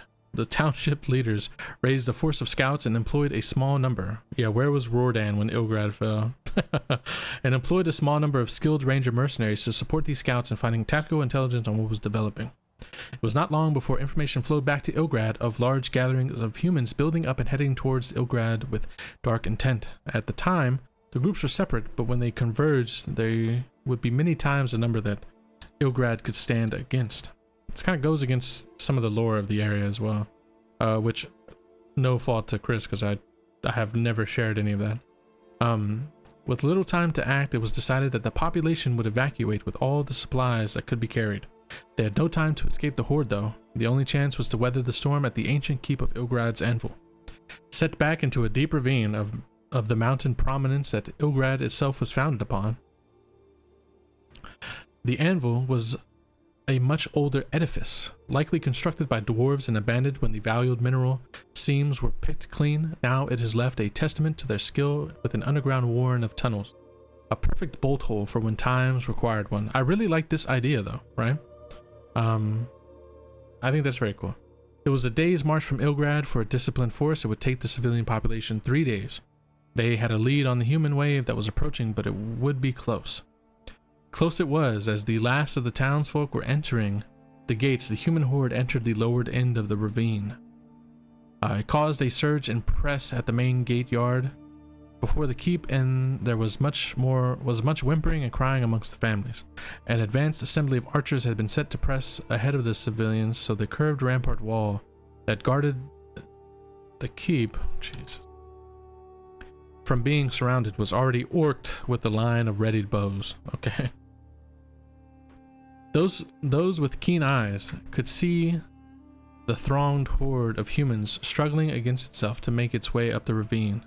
The press of bodies solid between the cliff walls, they moved like a surging tide, intent to crash upon the rampart like a storm wave against the harbor wall. Soon enough, the order was given. The first volley of arrows. Wait. The first.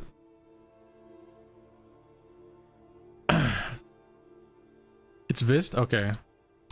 The Vist volley of arrows, the first of a multitude, were let fly.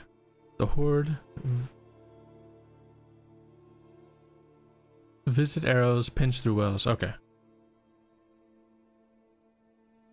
The Vist volley of arrows, the first of a multitude, were let fly.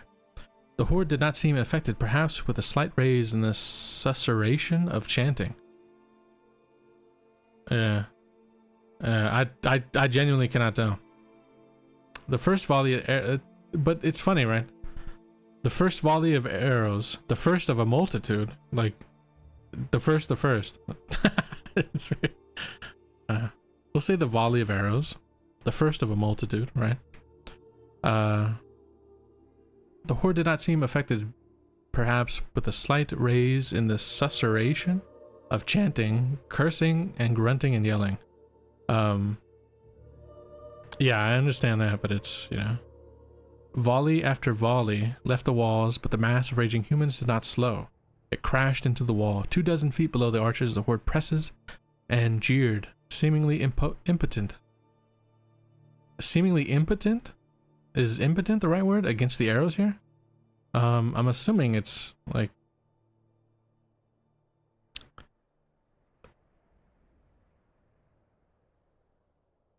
Is that right? I would think it'd be a different word. Like, seemingly against ineffective against the arrows, though, right? Well, isn't it? I think the point here is that the arrows are ineffective against the horde, right?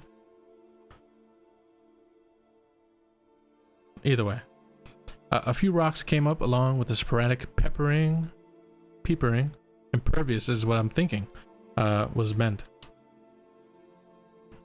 Along with the sporadic peppering or arrow and bolt from the human throng. The orc archers were stood down with the third of the force to cover behind the castle, the walls castellations from the missiles, and be ready if actions was needed. The archers were divided into 3 shifts. An uneasy stalemate settled into the first day and night. An element of organization developed among the massed throng of humans, and they retreated to beyond the effective limit of the orc bows. Much of the throng exited the ravine, undertaking such tasks that the orcs could not fathom, as it was beyond their gaze.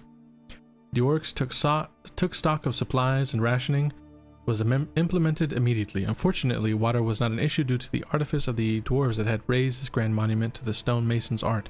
Water running from the cliffs and mining tunnels was collected, channels, and fed to where it was needed. Drinking water and sanitation would not be an issue. What would be an issue, though, was ammunition. Gaze. Yeah. Beyond their gaze. What would be an issue, though, was ammunition, for even the dimmest of quartermasters would instantly come to the conclusion that the human horde outnumbers the orc stock of arrows several times over. People were immediately put to work making arrows. They made crude heads from the mountain stone, not even sharp flint, but shaped slate mostly. Animals that could be drained on fodder and would not produce milk or eggs were slaughtered and their goodness harvested to be stored, for it was hoped that it would be at worst a long siege rather than a sudden slaughter. The bones of larger animals were put towards arrow production to complement the stone arrowheads with bone ones. Roosters were killed and plucked, their feathers making flights. When feathers ran out, with arrows still to dress, the poor chickens had their feathers clipped to provide more flight materials. The chickens were not killed until they failed to lay, as they had value in their egg production during this situation. Families were accommodate in the caves, and all that were useful all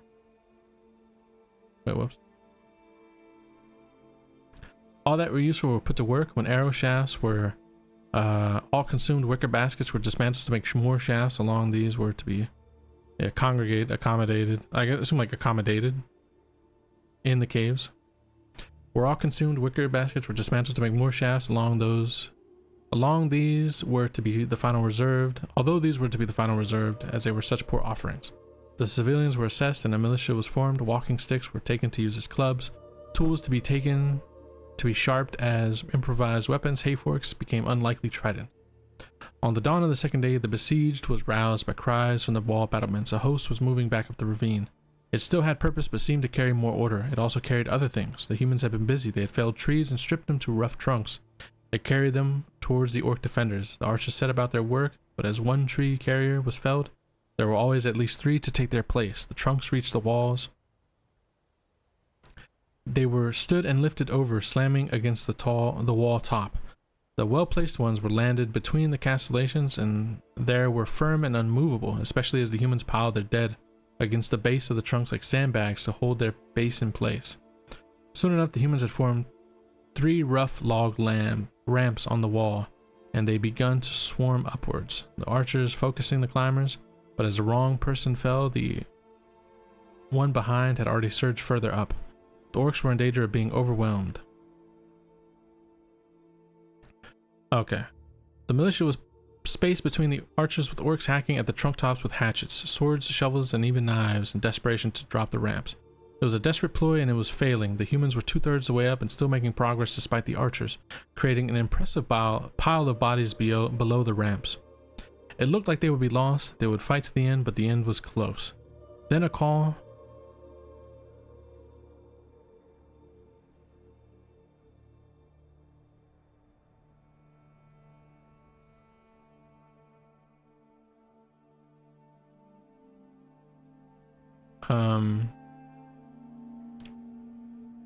Yeah, I agree. There's a big siege missing.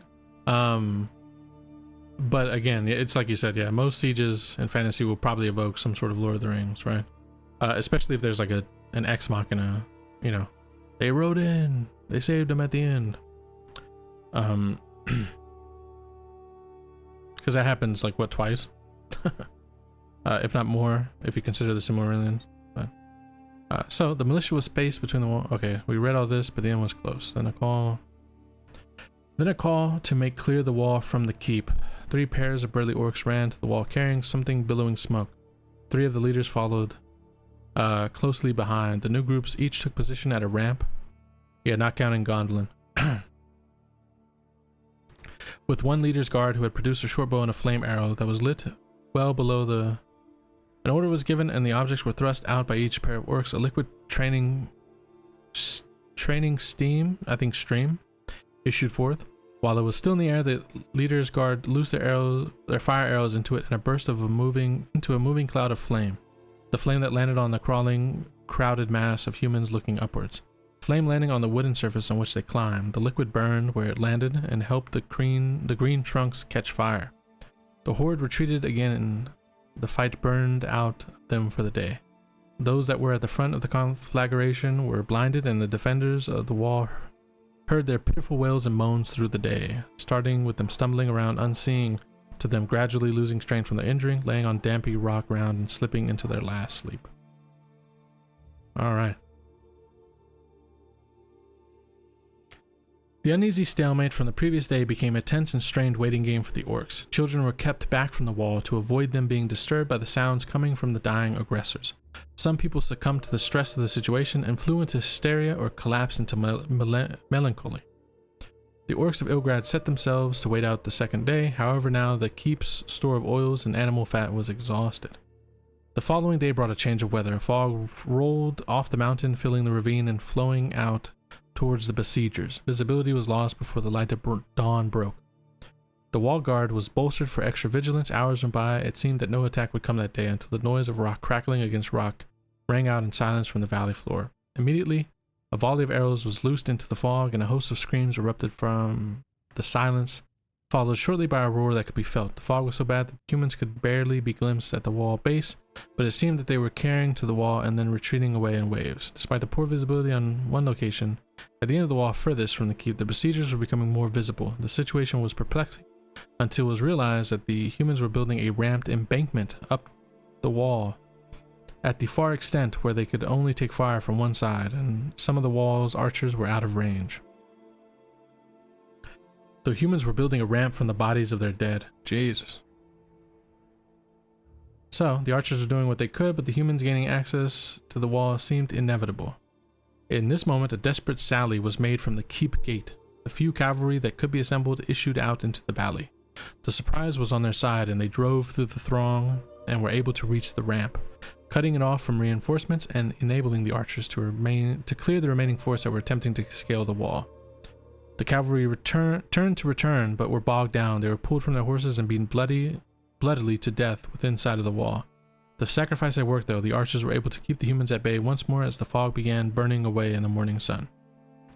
The wall remained vigilant through the day, with nothing more than half-hatred sorties repulsed on each attempt. After nightfall, rope ladders were lowered from the wall at the ramp, and the bodies were quickly lifted up into an orc's encampment. The bodies were searched and investigated for anything that could aid the defenders. Then, with no small elements of shame, the bodies were carefully butchered as a last ration supply. Jesus. The meat stored separately from the other ration supplies for its desperation called. It was a grim task for a civilized folk, though through the night, the mass of bodies that had formed within reach of the wall by an inescapable run to the rope ladders in case of a sortie by the human filth. By morning, the orcs had amassed a grim and ugly harvest on their side of the wall. A large section of old mining tunnel was given over as a morgue, transitioning to an abattoir, and then meat-curing horse from the nightmares of the deranged.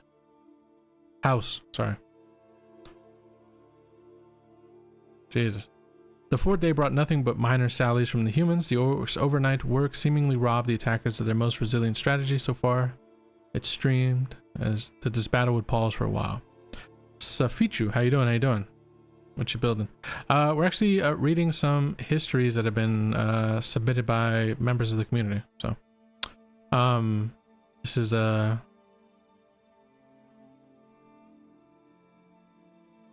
know it's not as exciting, but storming fortifications was far less common than just starving their inhabitants out. Exactly, yeah. Usually the besiegers would stick up for around a few days and maybe throw some rocks in, expecting the garrison to capitulate. Exactly. That's, yeah. Real life sieges were definitely long drawn out affairs, right? Like, you know, the worst of them, right, were months long. Very rarely would you crash against the walls unless you truly had like a plan to, you know, get them out.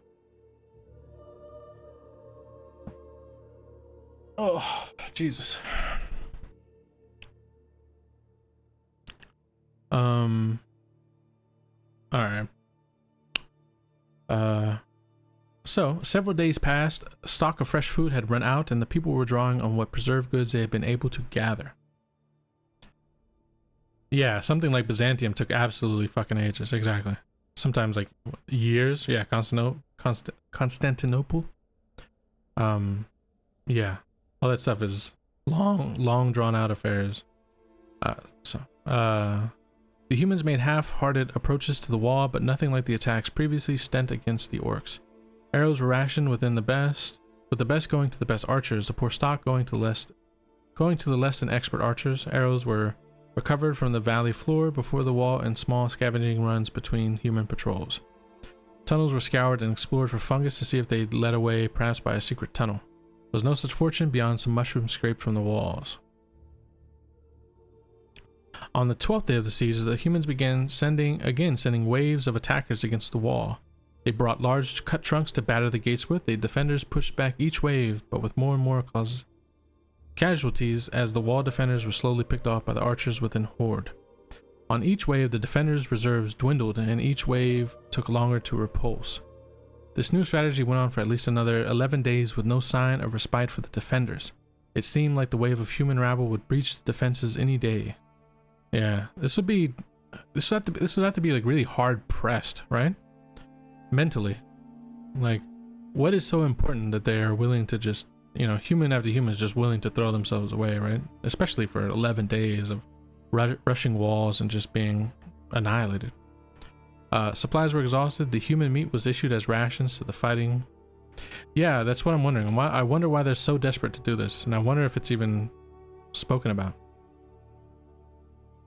The human meat was issued as rations to the fighting forces. Everyone else went hungry. Over half the archers were out of arrows and resorted to throwing rocks with the militia.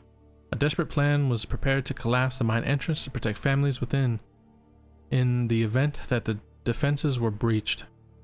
On the 24th day of the siege, the defenders prepared again to do what they must, defend off waves of attacks. They waited, no attacks came. The orcs remained behind the wall for the full day with no sign of humans. The orc would wait another 2 days before sending out small patrol.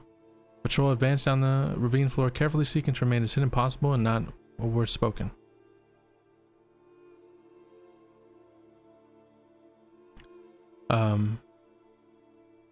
After an hour of careful travel, they spied beyond the ravine entrance, a sight of desolation. Almost to the horizon, the land was bare of trees. The ground was mud or burnt grass. There was not a bird in the sky. The ground was littered with the bodies of humans. No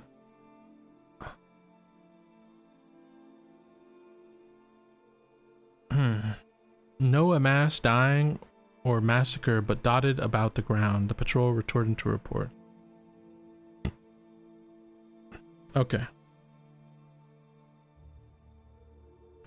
A larger patrol followed that day to split up at the ravine entrance and spy out the land around. The conclusion was drawn that the humans had overhunted the area through their colossal numbers, bringing about a situation where they began to starve as malnourishment set in. As they grew weaker, some developed sickness, which spread up through the horde. While it had seemed like the horde had unlimited strength when they attacked in the waves for days at a time, this was down to the staggering numbers drawn from the region. Each wave were almost fresh troops drawn from the crowd. It was surmised that the humans eventually just drifted away to seek home or simply survival. The orcs returned to Ilgrad. It would be several years before the landscape at Ilgrad's anvil would recover to any extent. This account is remarkably complete and eloquent record of the event, so much so it has been proposed that it is a romantic fishing commission by some leader. Wait. So, I don't get it. This account is a remarkably complete and eloquent record of the event. So much so, it has been proposed that it is a romantic fiction commissioned by some leader of Elgrad from the past. Yeah. I don't understand that last line. It's so complete that because it's so complete, it must not be real. I think what's the fucking word? Is that the... Yeah, it didn't strike me as particularly romantic, yeah. Is that the intent? Yeah, cannibalism. I don't know. You're right though, we do need a siege. Maybe I'll write up a siege. And I'll try to... Yeah. We need a siege, though. An underground siege. Yeah, an underground siege. Alright. I think we are finally done with this week's histories. And what's crazy is that... I mean... Well, I mean, there's a lot of messages, so it's not that bad. Yeah, that was fucking oof. I can feel it. I can feel the strain. Reading through this stuff. Great submissions. All the ones that weren't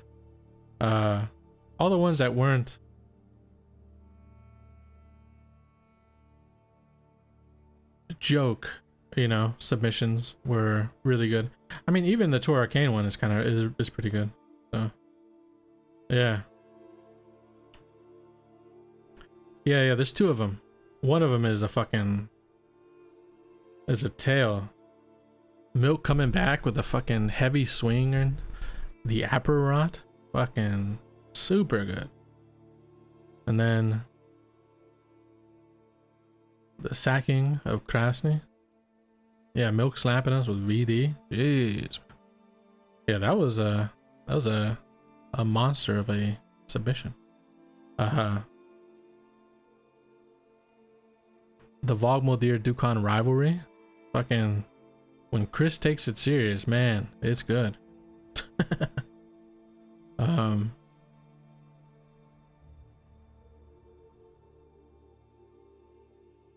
lot of good stuff.